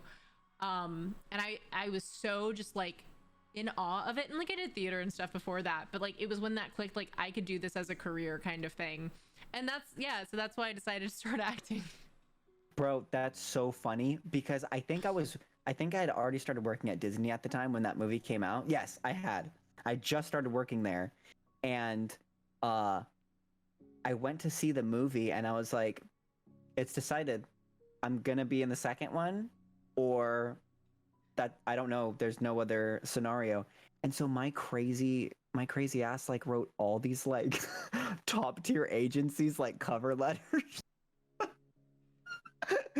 I was like, hey, you don't know me, dear big agency, I'm gonna be in the second movie, please represent me. Obviously I was not in the second one, but very inspiring too. I love it. I'll have to show you sometime, but my friends and I in middle school, what was it, 8th grade, we made a version of the reaping scene. Like we filmed it. Like we had like 30 minutes to get all of us to film it. It's like really bad. Like it's really bad. Oh, it's incredible. I can already see it. It's the first thing that I've ever technically like screen acted in. So it's bad. Sorry, but it's a my link origin just story. popped up in the chat. Who dropped the link to this? Hold up. I have it somewhere. You know what? I'll pull up my YouTube channel now because I think it's unlisted or something, but I'll send it to you right after. It exists, and yeah, that's my acting origin story. So the fact that you appreciate the Hunger Games at the same level, if not more, because of the extensive command center you had set up to call in. I stalked them, dude. It was bad. There is no other way in that situation, though. There's really not. It's what you got to do. I think I had won the tickets by like 7 a.m. and I went back home and I slept and I was like, done. Yeah, easy. You're done for the day. Yeah, and I got a +1. They let me take my friend with me too. It was so cool. Oh my god. Yeah. So if we were friends, you could have gone.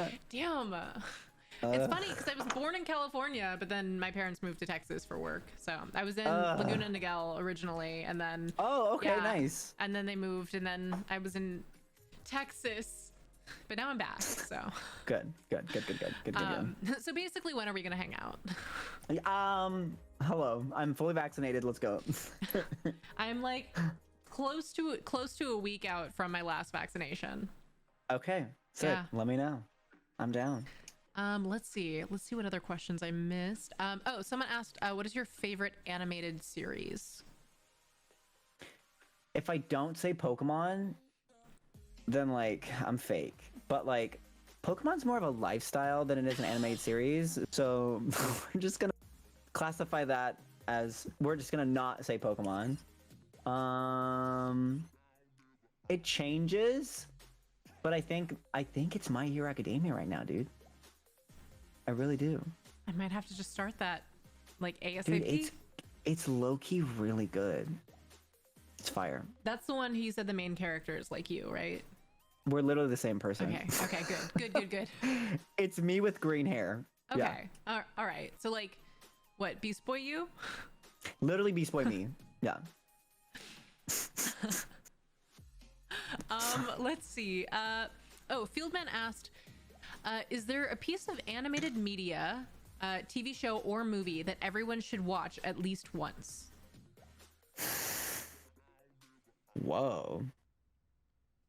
These questions are like in depth, bro. Wait, read it to me again? Okay. Is there a piece of animated media, either a TV show or a movie, that everyone should watch at least once?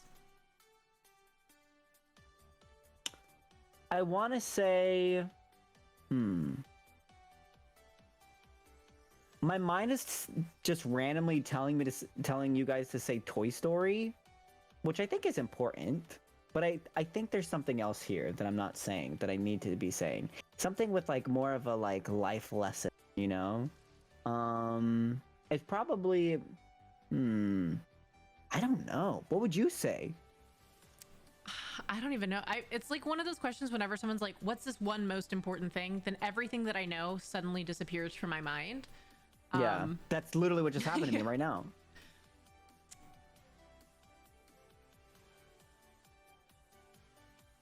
Bro, I don't know. That's a hard question. Yeah. Like, I don't know, when you say that, it makes me think of like how I liked Inside Out because I liked the message. Like I liked the sophistication of it, where it's like kind of like a psychology crash course for kids without it being a psychology crash course kind of thing. Yeah. But like I feel like there's got to be something more profound than that.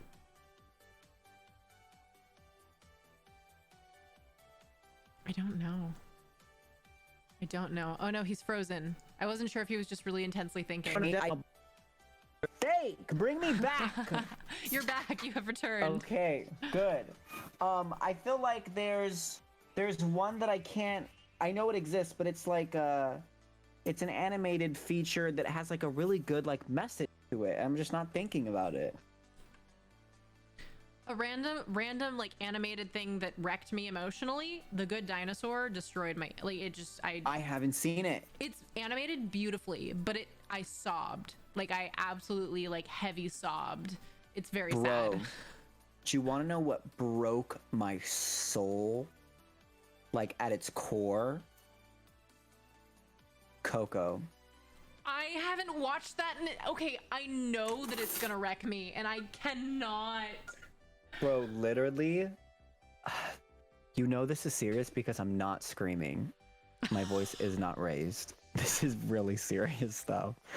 Do not watch that movie unless you are ready to, like, bawl.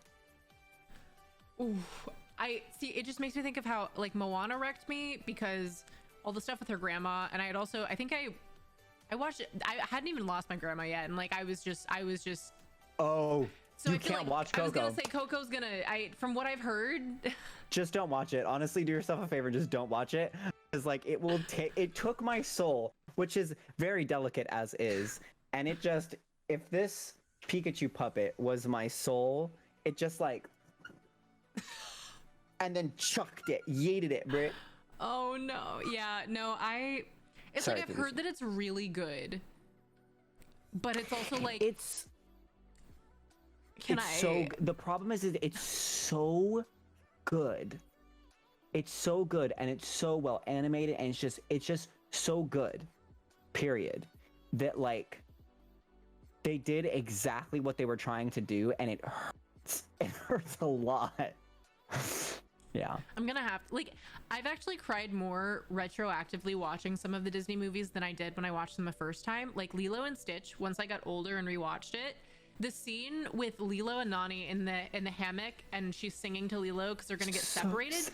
I did not understand how sad it was as a child, and as I got older, it I just sobbed. Like I could not help but sob. Dude, also like we didn't even talk about this because I only see you in class. The first week after we started taking class, I just MCH unlocked something to where I'd be having like a normal day. I would just start crying like out of nowhere. I would just start bawling for no reason. And ever since then, I can the slightest thing will set me off and I just start crying for no reason. It's a problem. It's okay. I've been there.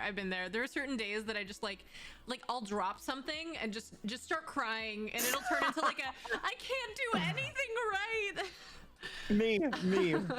Literally me 2 days ago. I sat in a parking lot and like cried. I was like, and then I got it out. I was like, all right, cool. It's fine. Everything's great. You put a period at the end of it. We did, and we moved on. It was a great day. It was a great day. Yeah. That's what I tell myself, at least. Yeah. It's gonna be all right. I don't know this Swan person in the chat, but so that's actually Swan's real name is Chris with a K though. Chris is in Kristen. So she was saying earlier, Chris and Chris are the same person. confirmed. Yeah. Confirmed. It I makes love you, sense. Chris. I was gonna say, because Chris is one of those, we've decided that we are platonic soulmates, and that like from the very beginning of knowing each other we clicked. And I was like, from the first time that I met you, I was like, this is a person who I want to be friends with. So it makes sense. Same. We got paired up for the you thing, and I was like, oh, can I just say that working with you, especially in that scene, was so, you made it so easy to be drawn into a murderer. Like, bro, but also you made my job so easy. You made my job so easy because you were so like, I just had to read the lines. Like, done. like it was insane. Chris, not you, Chris in chat, knock it off. The sass.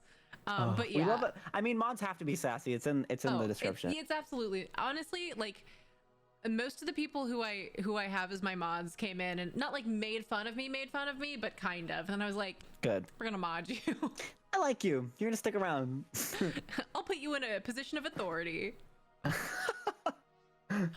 my god. Man. Let's see. Let's see. Hem asked, what does he bring if something goes wrong? Oh, this is talking about cosplays. What does he bring if something goes wrong? That would be the worst if something breaks. Oh, so like if you're at a con and stuff. Yeah. I always have like super glue. It's a very specific kind. It's called Locked It. And it like, that stuff is actually, I'm not sure it should be legal because like, it's like a dangerous chemical, but like it will bond anything, like anything. So I'm talking like if a seam rips, I can like re-sew it with this stuff because you could just glue the fabric back together and you're fine. Like it's wild. Always bring that. And then also, if a lot of the cosplays that I do are like really like special effects makeup heavy, and I have this like, it's like a tiny airbrush compressor that you can like put in like a bag. It's like literally this big. Yeah. So if I have some kind of like special effects makeup and like I sweat too much or like somebody bumps into me and like a chunk goes missing, I have that and I can like recover it up, which is gotcha. Pretty cool. Yeah. But that's rare. I think the glue just comes in more handy. Oh yeah, I feel like there's so many more situations that you can use that for. Yeah. We stand. Okay, Princess Lover asked, if you could go back to work with Disney, what job will you do? And then with a follow-up, P.S. I love you. Hi, I love you. There is a job that I would like to do, but I don't think I can say it, unfortunately, because I may be in the process of getting it, and I may have signed an NDA for it. So there is one, and it involves something that is new at the park. Oh. I don't think I broke my NDA. You didn't say anything too specific. No. NDAs are tricky. They are. They're very tricky. But that's exciting though. Yeah, we'll see. I don't know. I feel like when nobody knows what's happening post-pandemic, you know? Yeah. So I know, I'm trying not to get my hopes up. I'm kind of bummed because I had an annual pass before all of it shut down, and I got, I think, most of it refunded because I had just renewed in February, and my roommate and I went for Galentine's Day. We went to go celebrate Galentine's Day. Galentine's Day together. I have a Bro-Entines Day. Really? Yes. Oh my. How were we not friends before this? I don't know. Oh my god. But yeah, so the last time I went, I actually we went and did some rides, and then like halfway through I did an IRL stream at Disney. And so my last time that I was there, I have it on, like I have my downloaded VOD from it, and I watch it when I'm sad and I miss it. I want a Mickey pretzel. Literally, me and my friends, because like obviously I'm very fortunate to where I did not need to like, I can just go whenever I want, obviously. But I would go with friends, and we're such nerds. We wouldn't go on any rides. We wouldn't do anything. We would go strictly to play Pokemon Go. My roommate and I, because we lived close enough, like college-wise, and we both had annual passes, we would go after class sometimes just to go get a churro. Like we would just pop in, get a churro, like head out. Why not? Because like we were close enough. Like it took 12 minutes to get there, and like I had parking on my pass, so it was easy breezy. Hell yeah. I love that. Yeah, we would go and like, cause the Pokemon Go like game over there was like lit, and we would go there and just like get all the Pokemon, and then we would leave. I mean, if you can do it, that like what a place to do it, right? Right. I'm gonna walk around anyway. Might as well be at Disneyland. Oh my god, I love it. Yeah, I wanna go back, but you know, obviously I wanna wait and figure out what all's going on, because I think it's not till the end of April. Soon, actually, I think. Yeah, it should be. I think it's April 30th. Did I make that up? I feel like is there even an April 30th? I think there is. Yeah. Yes, there is an April 30th. Yes. Okay, that's encouraging. Yes, I think it's April 30th, but don't quote me. I know it's sometimes towards the end. Sometime towards the end of April. Yeah. Like I'm waiting till I'm fully vaccinated to do anything, but I want to go back. Yeah, I think like fully transparent, I think working there for a long time, I got burnt out on it a little bit. Yeah. But now I'm like, Ken has. Yeah, that's why, because I wanted to, when I wanted to work there, like when I moved to go to school, because I was like, I'm close enough, I could do it. And then I heard stories from people that I know who worked there, and like there were like little things, because Disney was such a fundamental part of my childhood that like, yeah. What they would explain, I was like, I don't want to lose, like I'm afraid to lose the magic kind of thing. So I didn't end up doing that, and also I was upset because I was too tall to be Jasmine, but it's whatever. That was my dream, and it died quickly. But wow, sad day. Yeah, but then I think having the ability to go to Disneyland all the time, like I got kind of used to it, and so like it was one of those like I want to go to like Disney World, because like. Dude, I've never been. You've never been to Disney World? No. Oh my god, Chris. I know. Chris. Bro, I literally just want to go the Avatar. That's all I want to do. I had like I swear it was a spiritual experience on the Avatar ride. It was. Can we talk about how it's literally in my top 3 favorite movies of all time? Oh my god. Yeah, okay, yeah, no, you need to go, you need to visit, because you need to go to the whole. I just want to do it. Yep. Yeah, you got to. So we're going. Yeah, let me know. Cool, great. Oh my god. Great. I'm so pissed. It's cool. I mean, I think the thing about also Disney World is since they have so much more land, there's so much more like stuff that they can do.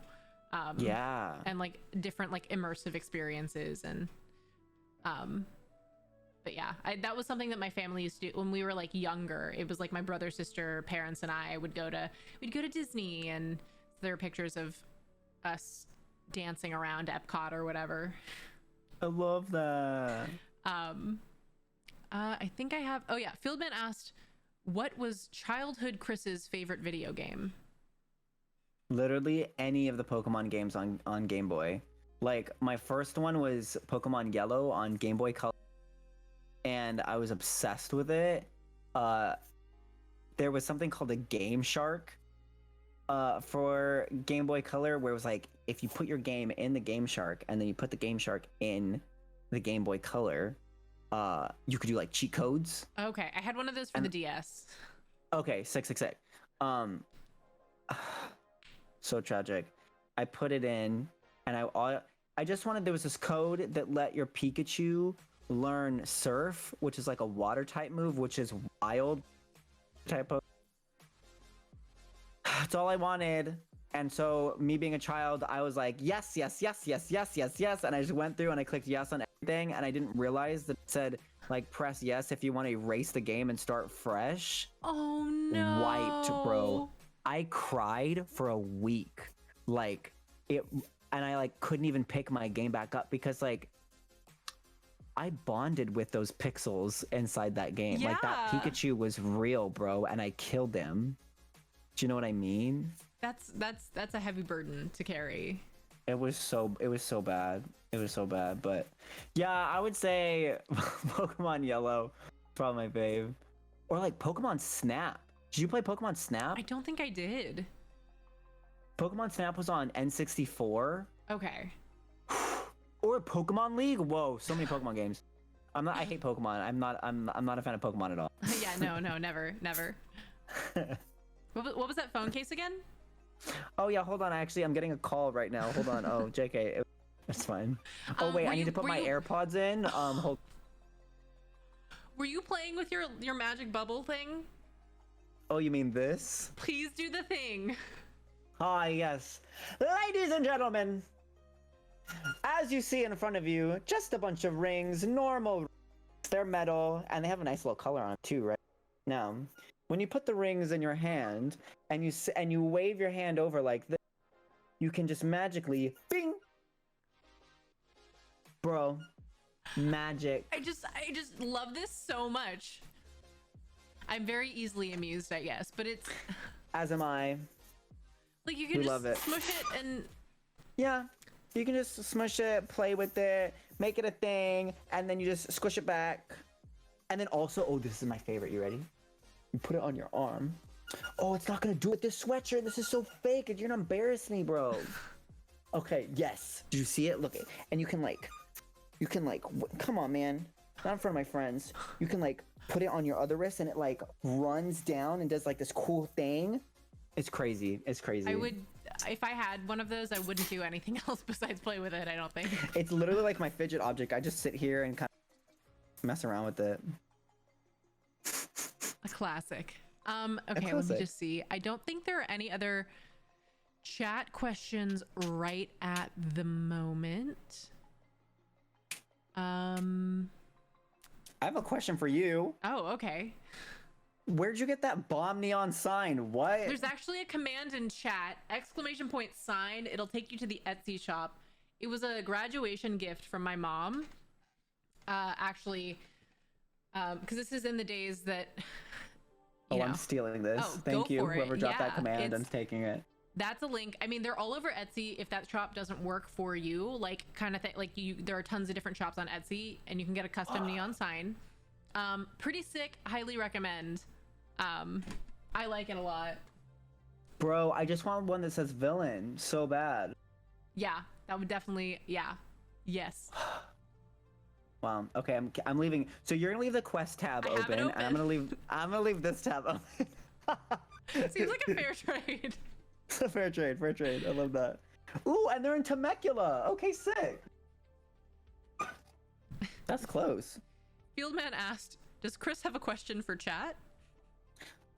Yes. I have a few questions for chat. One, who gave you guys the nerve to be so cool? What? Also, I have a question for chat. The question for chat is what is your favorite thing about Ayayoshi? Drop it in the chat. We only spread love Probably here. nothing. It's okay. Wow, the stream ends. Yeah. Sorry, I gotta go. Bye guys. KK, KK, bye. Stream's over. That's it. We're done. The amount of times I have false ended stream. You false ended it. That was Yeah. great. Oh my god. My stream deck is my lifesaver. It's great because I have all of my scenes on it, so I can just like button push. It's Dude, great for I want a stream Zooms. deck so bad. Literally just for baby Chris. Oh my god, it would make it so much easier because all you gotta do is just click a button. I know. I want one. Wow, your chat's really nice. I've told them not to be. I tell everyone I don't do compliments. I'm trying to get better at accepting them because it's like I'm real bad at it, but I love that. Everyone's so nice here. I love. I don't get paid. Listen, Chris. Someday. Oh my gosh. Let's see. Lux. Wait, is Lux still here? Does Aya believe in Bigfoot? Okay, wait. Big wait. Thank you, Lux, for bringing the word of our Savior into chat. You have to be very careful about how you answer this. Oh. This is like a deciding factor in our future friendship. I haven't actually thought a ton about the reality or non-reality of Bigfoot. Okay, interesting. I will say that you never know like what is possible to exist in the world. We're always discovering new things. We love an open mind. Obviously, there are some people who have evidently fabricated things. Like there are some people who like. It depends on the person, but you know the people who wear literal Bigfoot costumes. Sure. While I can't confirm the existence of Bigfoot, I can neither confirm nor deny. I think I've actually just spotted him. I don't want to alarm you. I don't want to alarm. He might be in your room right now. Here? He's Oh my there. gosh! Bigfoot, we love your work! Oh! Wow. A legend. A legend. Oh my god. Oh my god. Listen, it's very important to say that I love Bigfoot so much. Bigfoot is not only real, Bigfoot is just like something to aspire to. Do you know what I mean? To aspire to that level of like elusiveness and mystery. Do you know what I mean? Like the nerve of you to exist, yet you've avoided existing for this long. Like I want that. I want that in my life. And people are actively searching for you. You know, like it. Like who is she? So She's high so in demand. mysterious. Like Who is she? So high in demand, but so elusive. Same. Wow. Like they bring you all this attention, but you're like, I don't even need it. I'm just being hairy in the woods. Can't be bothered. Can't be bothered with it. Aliens. Alien. I don't know. When I think about space too much, it freaks me out. Please. I'm fragile. I'm fragile. Please. Please, please, please. I think it's ignorant to believe that we are the only forms of life in the world. The universe is so big. It's. I mean, that's just like classic humanity to be like, we're the only intelligent life forms. Trash. The Human universe supremacy. is so big. There's no way that we are the only living creatures, beings. Bro, I love that. Aliens are obviously real. Ghosts? Okay, I believe like in spirits and like energy. I don't know. I don't know how to describe it, but like for me, it's more like I believe that when someone dies, there's some sort of part of them that's still there. Sure. But what that means, you don't know. I don't know. I don't know what that means. Okay, fair. I have some TV shows I'm gonna have you on. Wait, what's that one? That one your go-to? Oh my gosh, bro! The Dead Files? Are you kidding me? Okay, because we're now in private and we can nerd. I need to tell you about this show. This stream is not sponsored, but it should be. Okay. By Quest and Dead Files. Yes, facts. Okay, so The Dead Files. Okay, first of all, you can find the show on the Travel Channel. No, yes, Travel Channel and Discovery Channel. Okay. The premise of this show, it's like I guess it's like a reality show, but it's not really. There's a woman named Amy, and she claims to be a psychic medium. And there's a gentleman whose name is Steve DeShavi, and he is a retired NYPD detective. So you can email them, like at the end they're like, if you're having or if you're experiencing a haunting, please email us at whatever. So they go to people's houses or like businesses or establishments where a haunting is happening and the people there are experiencing some kind of paranormal phenomenon, right? So Steve goes in and he does all of the like practical work. He like interviews the family or people, gets what's going on, and then based on their claims, he'll go through like the history of the property, if there was a fire there, have people died on this property. He does all the tangible work. Then Amy, on a separate night, they never talk, they never do anything, they don't work together. Amy comes in on a night and they cover up any kind of family photos, any kind of like religious like items like crosses or anything that would like give her kind of like a clue or something, they go in the house and they cover everything up. And then she comes in and she like reads these properties to filth and gets all the secrets and tells you everything about it. And she like talks to the ghosts in these places and she's like, there's a crazy guy in there right now. She's like, and he doesn't like that we're here at all. And he's telling me that we should get out, but like, we're going to stick around and we're going to keep walking.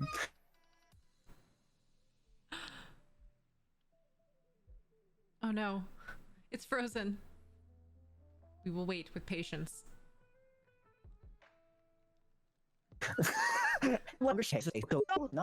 Why did it stop me on that face? Am I back? You're back. Why did it stop me on that ugly face? The nerve. The internet is just playing you're talking about ghosts and something's happening? Yeah. You're haunted. I mean, first the protein powder and now this. I'm just saying. So the longer she stays there, she's like, oh, you know what? This is starting to make sense because this other guy in this room, he hates this guy in this room. And that guy's trying to kill the family who lives here. And like gets all this stuff, all the like the tea on the situation. And then they have a night where Steve comes and he with the family and Amy comes and they all sit at a table and they all discuss their findings together. So Steve will be like, all right, so Amy, I'm going to introduce you to the family. I'm going to tell you a little bit about them and then you can tell us about your walk. And so that she's like, hey, low key, there was some dude in there who like his face was all burned and he's like really pissed at this family. And then Steve will be like, wow, very interesting because the previous owners of this house like burned the house down and somebody died and they never found them. She's like, well, that's the effing guy and he wants you out of here because he thinks you guys did it. It's crazy. Oh, and she's my God. She's literally right every single time. It's wild. Have you've played Phasmophobia, right? I know it's not the same thing at all, but close. But ghost really hunting. Close. Oh yeah, we need to play Phasmophobia sometime. Yeah, absolutely. Yeah, we'll do like a cute co-stream or something. Yeah, I'm down. Like the game's gotten harder every time they update it, but I am down to try. Same. The last time I did it, I was playing with a friend level like 100 and something and I was like, bro, get a life. I'm like level 3. And we walked into the house, the ghost came out of nowhere, rushed me, and I died. I was like, I love this. Cool, great. Yeah. No, one of my friends kept shutting the door on me whenever the house would start to like stuff would start happening. We'd like run to leave the house and they like shut the door on me and be like, ha ha ha, you're stuck. So damn it. Yeah. We love that. I'm not great at it, but we have fun. But like watch the Dead Files. Good times. I'll have to check it out. After My Hero Academia, Attack on Titan, Death Note, Tokyo Ghoul, and buying all those quest bars. Yeah, you can munch on them. There we go. Did you see the chips? Chips? Excuse me, what? Do I need to protein chips? Just to put a button on this for us. Those chips, they're protein. He's frozen again. Oh no. But I'm shook at these chips. Chips? Am I here? Am I here? You're back. Hello? You're back. Okay. Don't even try to read the nutritional facts on these because it is witchcraft, it's black magic, and it doesn't make sense. However, I will say that Specifically there's like or like a taco. I don't know what, I think it's like Fiesta Taco or something of one of the chip flavors. And you can like taste the shredded cheese, and then it like turns into like, wait, I'm tasting lettuce now? And then it's like tomatoes? Like, I don't get it. I don't get it. But all of the chips are insane, bro. They're crazy. I'm looking at the site, and I am deeply shook to my core. This is where it all looks so good. Literally, they're not one thing that company puts out is like bad. And for full disclosure, they do send me PR like kits and stuff, and I do post about them, but it's literally only because I stalked them until they did that, because I love them so much. I was like, give me your products, I want them. So that's the only reason why. I mean, it all looks so good, and I'm very excited to. I don't know where I'm gonna start though. That's gonna be my problem. Is like I don't know where to start. Yeah. Well, because the possibilities are endless. Really. Oh my god, yeah. I feel like literally every time we've talked about Quest could be just clipped and turned into an ad where you're like, "Have you heard about this?" And then I'm over here just like, "Oh my god, it looks so great!" Like, maybe so. Like, it was genuinely how I felt looking at all the flavors that they had. Dude, it's like. It's my life, bro. Like, I don't know. It's everything. Quest is your everything. It really is. Their protein powder, phenomenal. It's upsetting. I'm upset now. I'm upset because it's too good. I just don't understand. I don't understand the mechanics of how it works. Like, how do you make something that tastes so good, but isn't like as bad for you as it feels like it should be? Do you want to know something funny?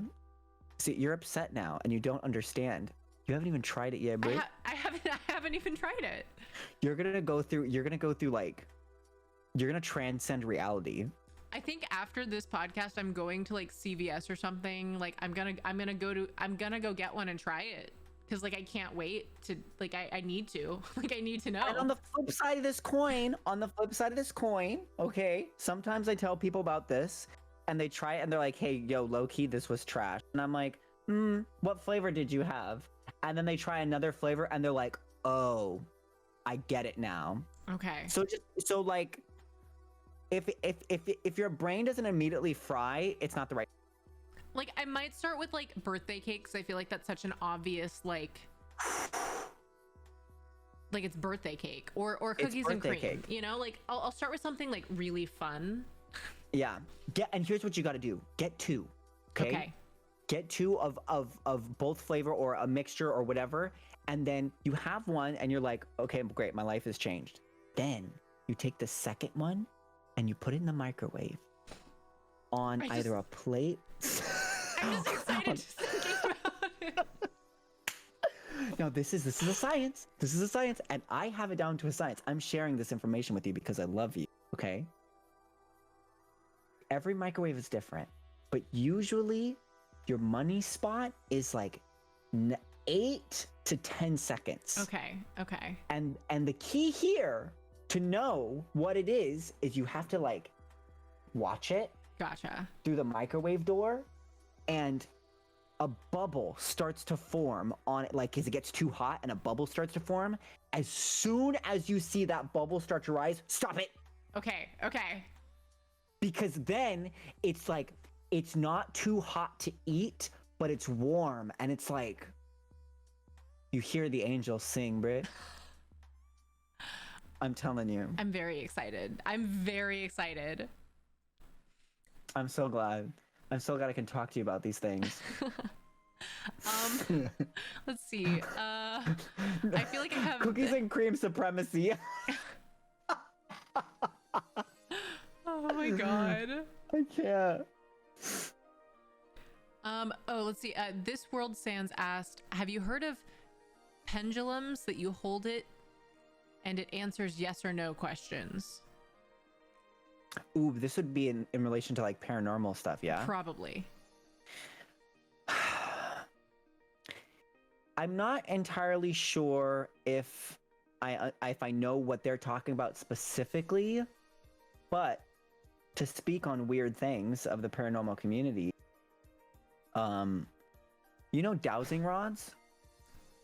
It sounds familiar, but I'm not quite sure. Dowsing rods are like a technique that is used in like old Western days to find underground water, like to build a well on. I don't know how much science is behind this, but the people that use dowsing rods, like you hold them loosely in your hands, and I think they're made of like brass or something in particular. You hold them loosely, and the rods go like up and then out, so kind of like an L shape. And you hold them and you walk around, and when you are standing on top of water, the rods, because you're holding them loosely, turn and they cross. Some people use those to communicate with ghosts. Yeah, they'll be walking around houses. If you're not, Amy from the Dead Files, and you can't just see them. They'll like be like, "Hey, is there a ghost? Yes or no?" And then the rods will cross, dude. Oh my god. Yeah, man. I'm learning all kinds of new things about ghost hunting today. We can do a whole nother stream on that. Yeah, don't get me started. Just an entire separate podcast on ghost hunting. Do you want to hear something crazy? I have an EMF detector. You do? Yes, and do you want to know why? So this is my bedroom, obviously. And that corner of the room over there where the light is, some weird vibes. I don't know why. Trips me out, right? And so I was like, this is crazy. I need, like, it got to the point where I was like, I can't sleep. I need answers. So I got an EMF detector. You get them on Amazon. I got an EMF detector, and I went around, because also, like, you know them from Phasmophobia, obviously. Yeah. But, like, in ghost hunting shows, they use them to communicate with ghosts. And, like, they'll be like, hey, I have a device here. Light it up if you're with us. And, like, all kinds of crazy stuff happens. But they're also used to, detect, like, the field, the electromagnetic field that they detect is used in, like, IRL, like, electrical engineers and stuff to like make sure things are safe. So I'm going around my room, tra la la, and the light switch next to my bed pings red, dude, when it's turned on. And then I go around my whole house. The whole house is wired crazy, and all the EMF is on red on my house. So I'm like, no wonder I can't sleep. What? Yeah. What a way to find out. I know. And the scary thing is that they're like, okay, a ghost hunter would be like, okay, well, that's probably like because it causes like paranoia at a certain level. Like it can cause like migraines and paranoia and even like. And so a ghost hunter would be like, or a good one would be like, okay, well, you're probably just like freaking out because like electromagnetic field in your house. But also, flip side of that coin, some ghost hunters say that like ghosts or entities can use that energy to help them manifest. Interesting. So I don't know. Wow. So either you're super haunted or, well, either way, you've got a lot of electromagnetic radiation. I'm screwed either way. But yeah. They're like $20 on Amazon. Look it up. Yeah, Chris, go get one. Go get one, Chris. Chris with a K.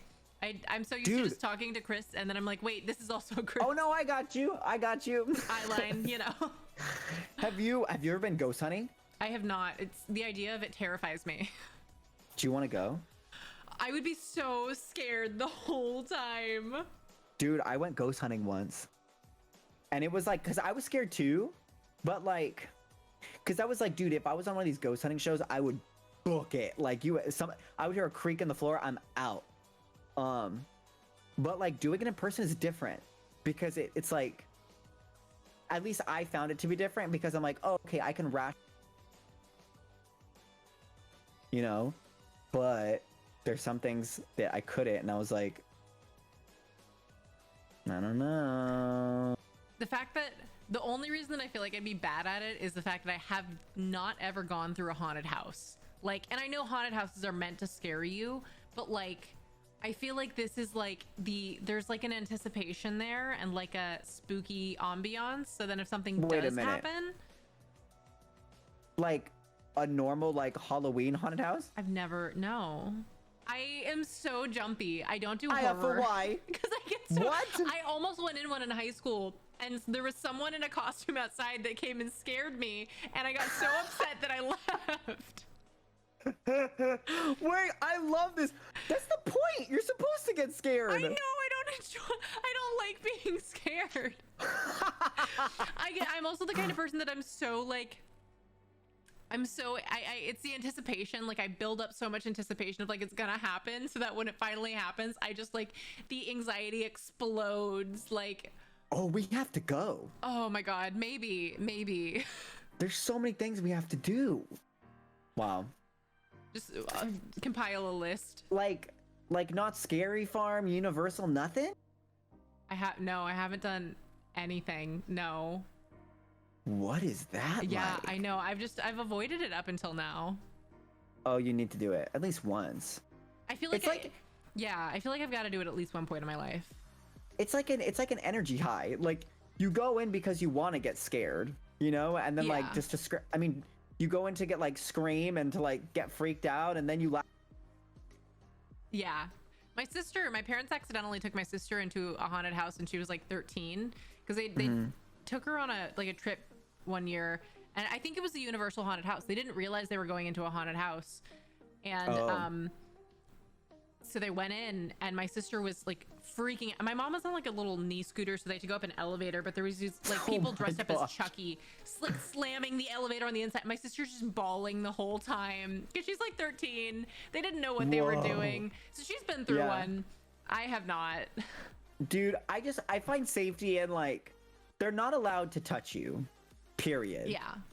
So I'm like, I'm safe, quote unquote. You know what I mean? Yeah. So I find safety in that, and I just go and like literally, I'm the biggest scaredy cat. And like I go in, me and my friends, and we'll like just hold each other and just like come through. And like, there was one time, it was a Universal maze, and I forget the theme of it. It may have been like an It maze or a Conjuring maze or something. This scare actor got me so bad, I like literally hit the floor. Like my feet left the ground and I fell. But it was hysterical afterwards, you know? It's one of those, like, in hindsight, it'll be really funny to look back on. But I know, like, I'm so bad at playing, like, scary games. And that's not even, like, it's not even happening. Like, it's all on my screen. But I'll literally either, like, I either drop out of my chair to the ground, or I have a clip where I was in the process of dropping to the ground and I'm, like, swinging my controller, like, trying to fight. You get like an sense of, like, a after. Yeah, because you're like, I did that. Yeah, and then you're like, okay, we gotta do another one now. Yeah, we gotta go. You gotta go with somebody fun though. Yeah, like, that's true. That's true. All of my friends were just kind of like, yeah, like we're gonna go do it, and I was like, I don't know, I'm scared. Oh no, you gotta go with. There's this one that I did at. Do you know Knott's Berry Farm? Yeah. It was like a weird interactive one where at the start they give you a flashlight, and the flashlight had like some kind of GPS something in it, because as you walk through the maze, there's parts where it purposefully starts flashing, and there's parts where it'll like turn off, and then there's other parts where it turns into like a black light. It's crazy. That's insane. Yeah. Oh Knott's Berry Farm has some cool ones. There was another one where you go in and it's like kind of like laser tag, where you go in and they give you like a gun and like a vest, and it's like zombies. And so zombie actors try to like come get you, but you can like shoot them, and then like their thing vibrates and then they just die, and you're like, get away from me. That's kind of fun. It's fun. Like That's a cool one. I feel like that'd be like doing like Outlast in real life, and like that gave me a hard time. Yeah, it's like that, but like scary, because like they're also still like waiting behind corners and they just jump out at you and they freak you out. But maybe you start with one of those. Yeah, Yeah. Start somewhere a little easier. I'll ease There my you way go. into the really, really scary ones. Let's see. Oh, we've got a question here. Actually, I think Stony had to go, but they asked a question. I'm interested in knowing the answer to. Quest products or Pikachu? You can only keep one in your life. Which survives the purge? Death. I choose death. I choose death. That's a dumb question. I would just jump off a cliff. Just be like, if you can't have both, you can't have anything. Literally, you don't get to ask that. You can't ask that. Like, oh, do you want to hold your breath forever? Do you want to drink a gallon of bleach? Like, oh my god. I know. I plead the fifth. You plead the fifth. Yeah. Yeah. Yeah. Easy out. There you go. A serious question from Chris herself, and she wrote out serious question from Chris herself. So, why and how is Chris so awesome? Chris, because it's spelled with a C. I don't know. I love you. I appreciate you. I don't think I'm awesome, but I love you. Hello. She likes to go all over the place. Hi. She looks so cuddly. She can be. And then sometimes she's like very like stubborn where she's like, oh, hello. Shoulder tap? Okay, come here. Sometimes she'll do the thing where it's like, you can only be around me on my terms, or like she wants to be close enough, but not, I can't actually hold her. Yeah, cats scare me for that reason. She's very, and she's a diva. I was gonna name her Diva when I was younger, but my mom said no. So I went with Maui. It works. Maui's good, because it also sounds like meowy. Yeah, it works on multiple levels. Yeah, it really does. I'm gonna also just really quick to chat. If you have any other questions, be sure to get them in. I don't want to keep you all night because I'm sure you've got life to live and dead files to watch. So that I do. On that note, I actually do. But but if you have any additional questions, please get them in chat so my mods can get them to me and make sure that we ask our wonderful guest. Also, this has been incredible, and your stream is so. And like, you're just so cool. Wow. We love this. You have been it's been so great. I've never gotten to just like chat with you too. Like I've gotten to talk to you a little bit in class, or like when MCH loses connection and everybody chats for a little bit kind of thing. Like, but I haven't gotten to just chat with you about everything and get the end of your, your protein powder story. And it's been so good. Like you're such a great person. You're hilarious. Thank you. So kind. So literally all the same to you. I'm so glad we're getting to Kelsey, who we all love and adore, and oh my god, they sometimes message me or text me, and everyone loves you. They're like, oh my gosh, isn't I the best? And I'm like, yeah, duh. Yeah, oh my obviously. god. I get so when I first joined the class, I was terrified because like social interaction can be so like I get so socially anxious sometimes, but really quickly, like with the group, I was so like, I don't know. I feel like every group of people that we had in the various classes, they were so good. Like everybody was so like present and like there for each other, which was I really appreciated.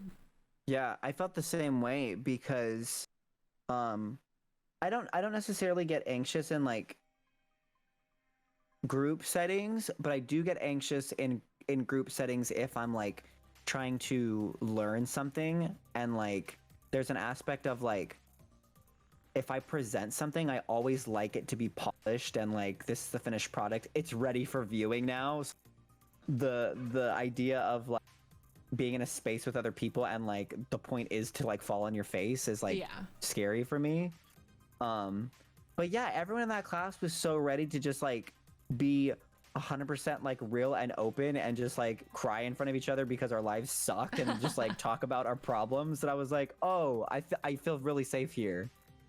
Oh yeah, when we were doing check-ins the first day with MCH, I just remember being like, oh my god, I'm gonna cry. Like I felt it start to happen. I'm like, oh shit. Okay, but like, what is it about MCH? He has this like mystical aspect where I'm like, I can't even be anything other than 100% genuine with you. Yeah. Like I'm incapable of lying well, to you for some reason. Yeah, like I'm like I feel like I can normally cover better if I'm not okay. Same! And then all of a sudden he'll ask you how you are, and I'm like, happy? And I'm like, I just start crying, and I'm like, I don't know. Oh my god. I love him. He's the best. He really is. He said he was gonna do like scene study or something, or like maybe the core or something classes. So hopefully I'll be able to do some. I'm looking into signing up for like regular classes, but yeah, I haven't done that yet. Same. I was talking to Kelsey actually, and because she, I guess, signed up for the next 2 months, and I think I'm gonna take the next module off to like work on some projects and stuff that I was putting off in the last like few modules, but I really want to get back in there just because it was like, I mean, it's weird because I'm like, okay, yeah, we're learning stuff, but I'm like, I just like the people in the class and I just want to like hang out. Yeah, you know? That's why I was sad that like I was like, because I know I can take more classes there, but I'm like, this group, where no, like. Yeah, in particular that group. I was like, I don't even want any. Like, can we just all be in a class together and just decide, like, go to the studio? Hi, we're all gonna be in a class together. Like, this is what it's gonna be. Make it happen. Yeah. And these are our demands. Yeah, we needed like a class long, a class wide like group chat. We're like, okay, so what are we taking next? Yeah, exactly. Oh my god. Yeah, Jeez. so I gotta figure out, because I know that was an intensive, and they have like regular scheduled classes, like the once a week ones. Yeah, I do another one. I do like a once a week improv one. Okay, that's pretty cool. And do you remember we had a guy named Colton in our class? Yeah. He takes the improv class with me. Okay, gotcha. Yeah. But that one's cool. It's different. Like improv's definitely like a different animal. Yeah. Oh, for sure.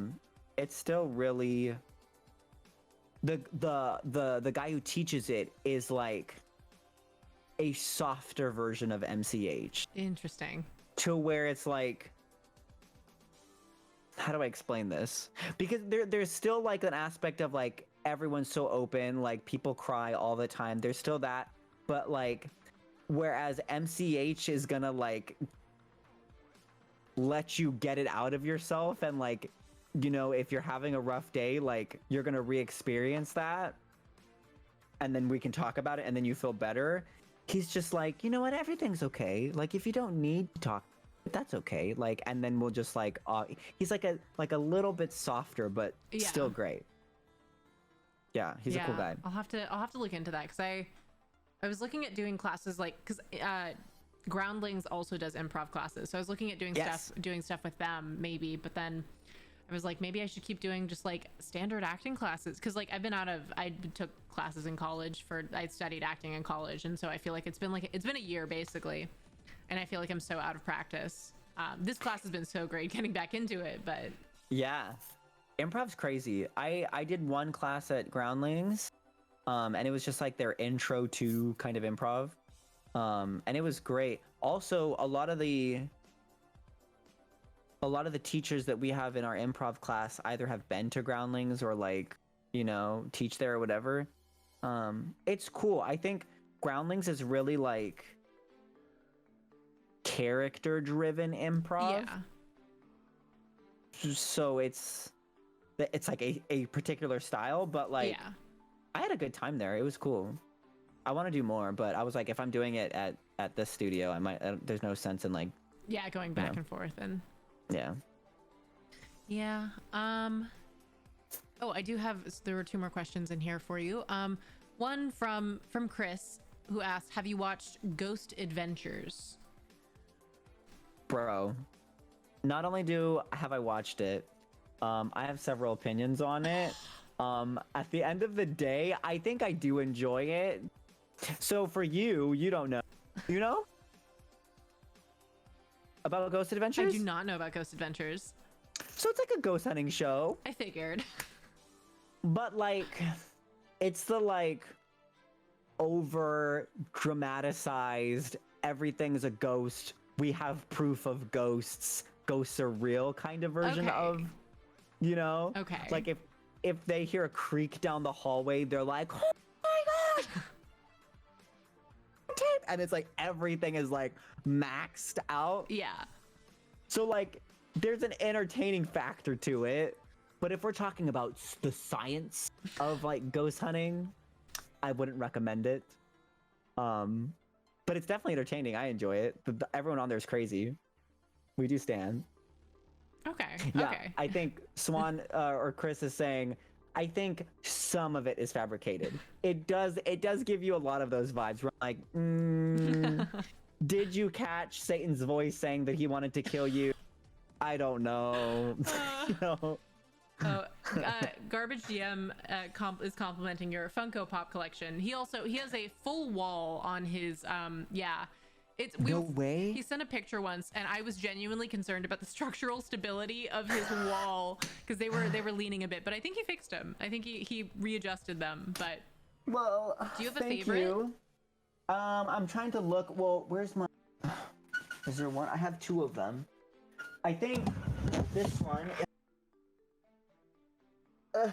It doesn't want to work. Oh wow.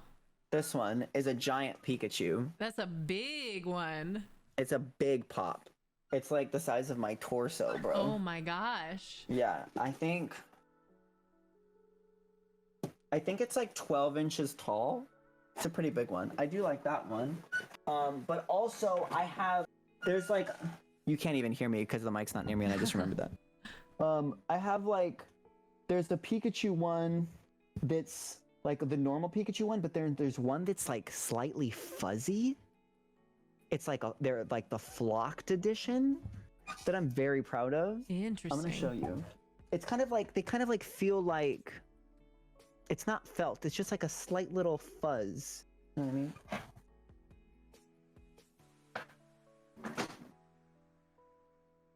Ah, yes. This is my flocked Pikachu, and it has a special sticker on it. It says flock. Oh. And you can kind of see it. Yeah. It's just like, it looks like a smidge fuzzy. Just a little bit, yeah. Yeah, I do like these. I have a Bulbasaur one, I have a Squirtle one. I think these are the only flocked ones I have. I didn't. Interesting. That's cool. I like that.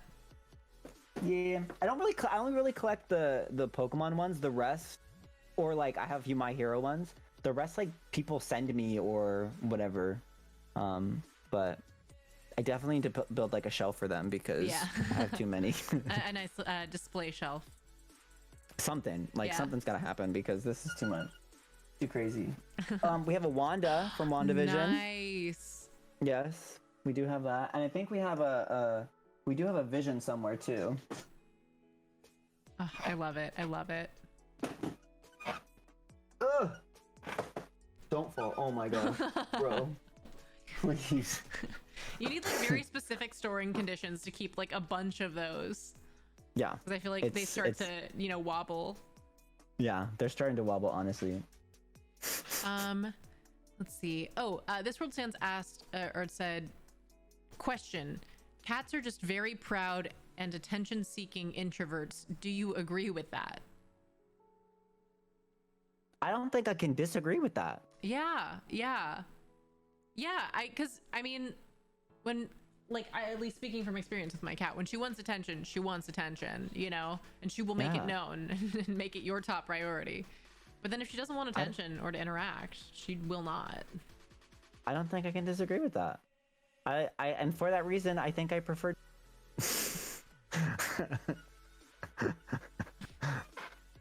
I have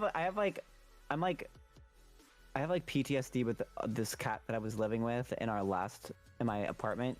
That was actually in Glendale. This cat was very nice. This cat was very sweet. But the week that we were moving out of that apartment, the living room and stuff was filled with boxes and it was like crazy.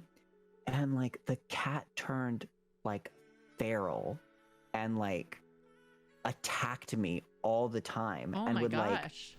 It was crazy. And so like in the middle of the night, I would just hear that like, and then like it was terrifying. Yeah. It was because I would hear that and then it would attack my leg and like there'd be like blood coming off my leg, like crazy stuff.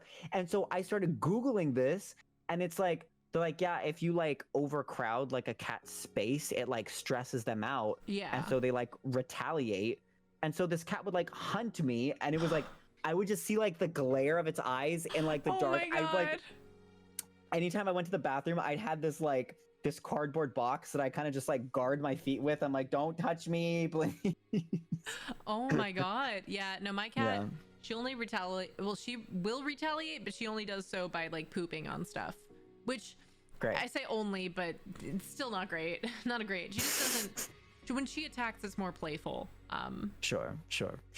Cat horror movie whenever. I feel like, Bro. but I mean, cats can be scary, but they can be cute and cuddly. I have met some nice. My friend has a really cat named Jax, and it's so shy, but it always looks angry. Yeah. And it just like anytime you see it, it just looks angry and it walks away from like. And I just you can't not like that. Yeah. You know. It's how I feel some days. Same. Same. Okay, I don't think I have any other. We don't have any other chat questions, and again, I want to make sure you can watch your dead files. But I have had so much time. I have had so much time. I've had so much fun. I can't speak words. I have had so much time. But I've actually had so much fun hanging out with you, and I appreciate you taking the time. There's the time. I appreciate you taking the time to hang out and just, I don't know, answer questions and just be amazing. I appreciate you.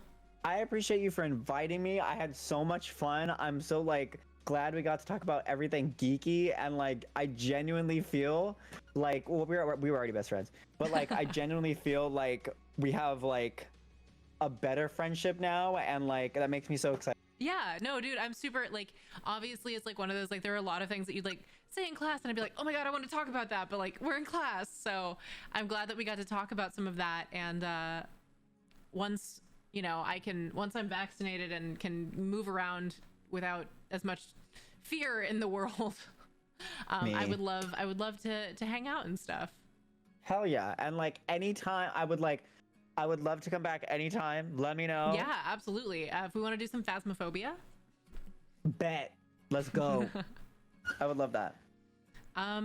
Yeah, I think, I guess that's all the questions in chat. But thank you to everyone who was here and hanging out in chat. If you want to check out our wonderful guest, his Twitch channel is linked if you do !guest. If you go to his About section, all of his social media is there. I recommend you check out all of it. There's so much amazing content all around. Go give it a gander at the very least. But if you're a real one, you'll follow. I'm just saying. But so drop a follow, drop some support. This is a wonderful human who absolutely deserves it.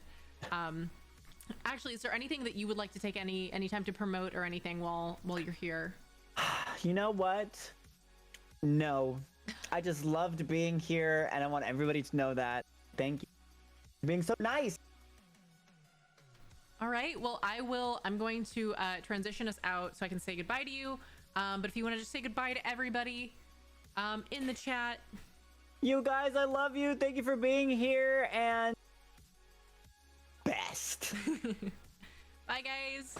I'll be back in a minute, but he won't. Which direction? Okay. Ah.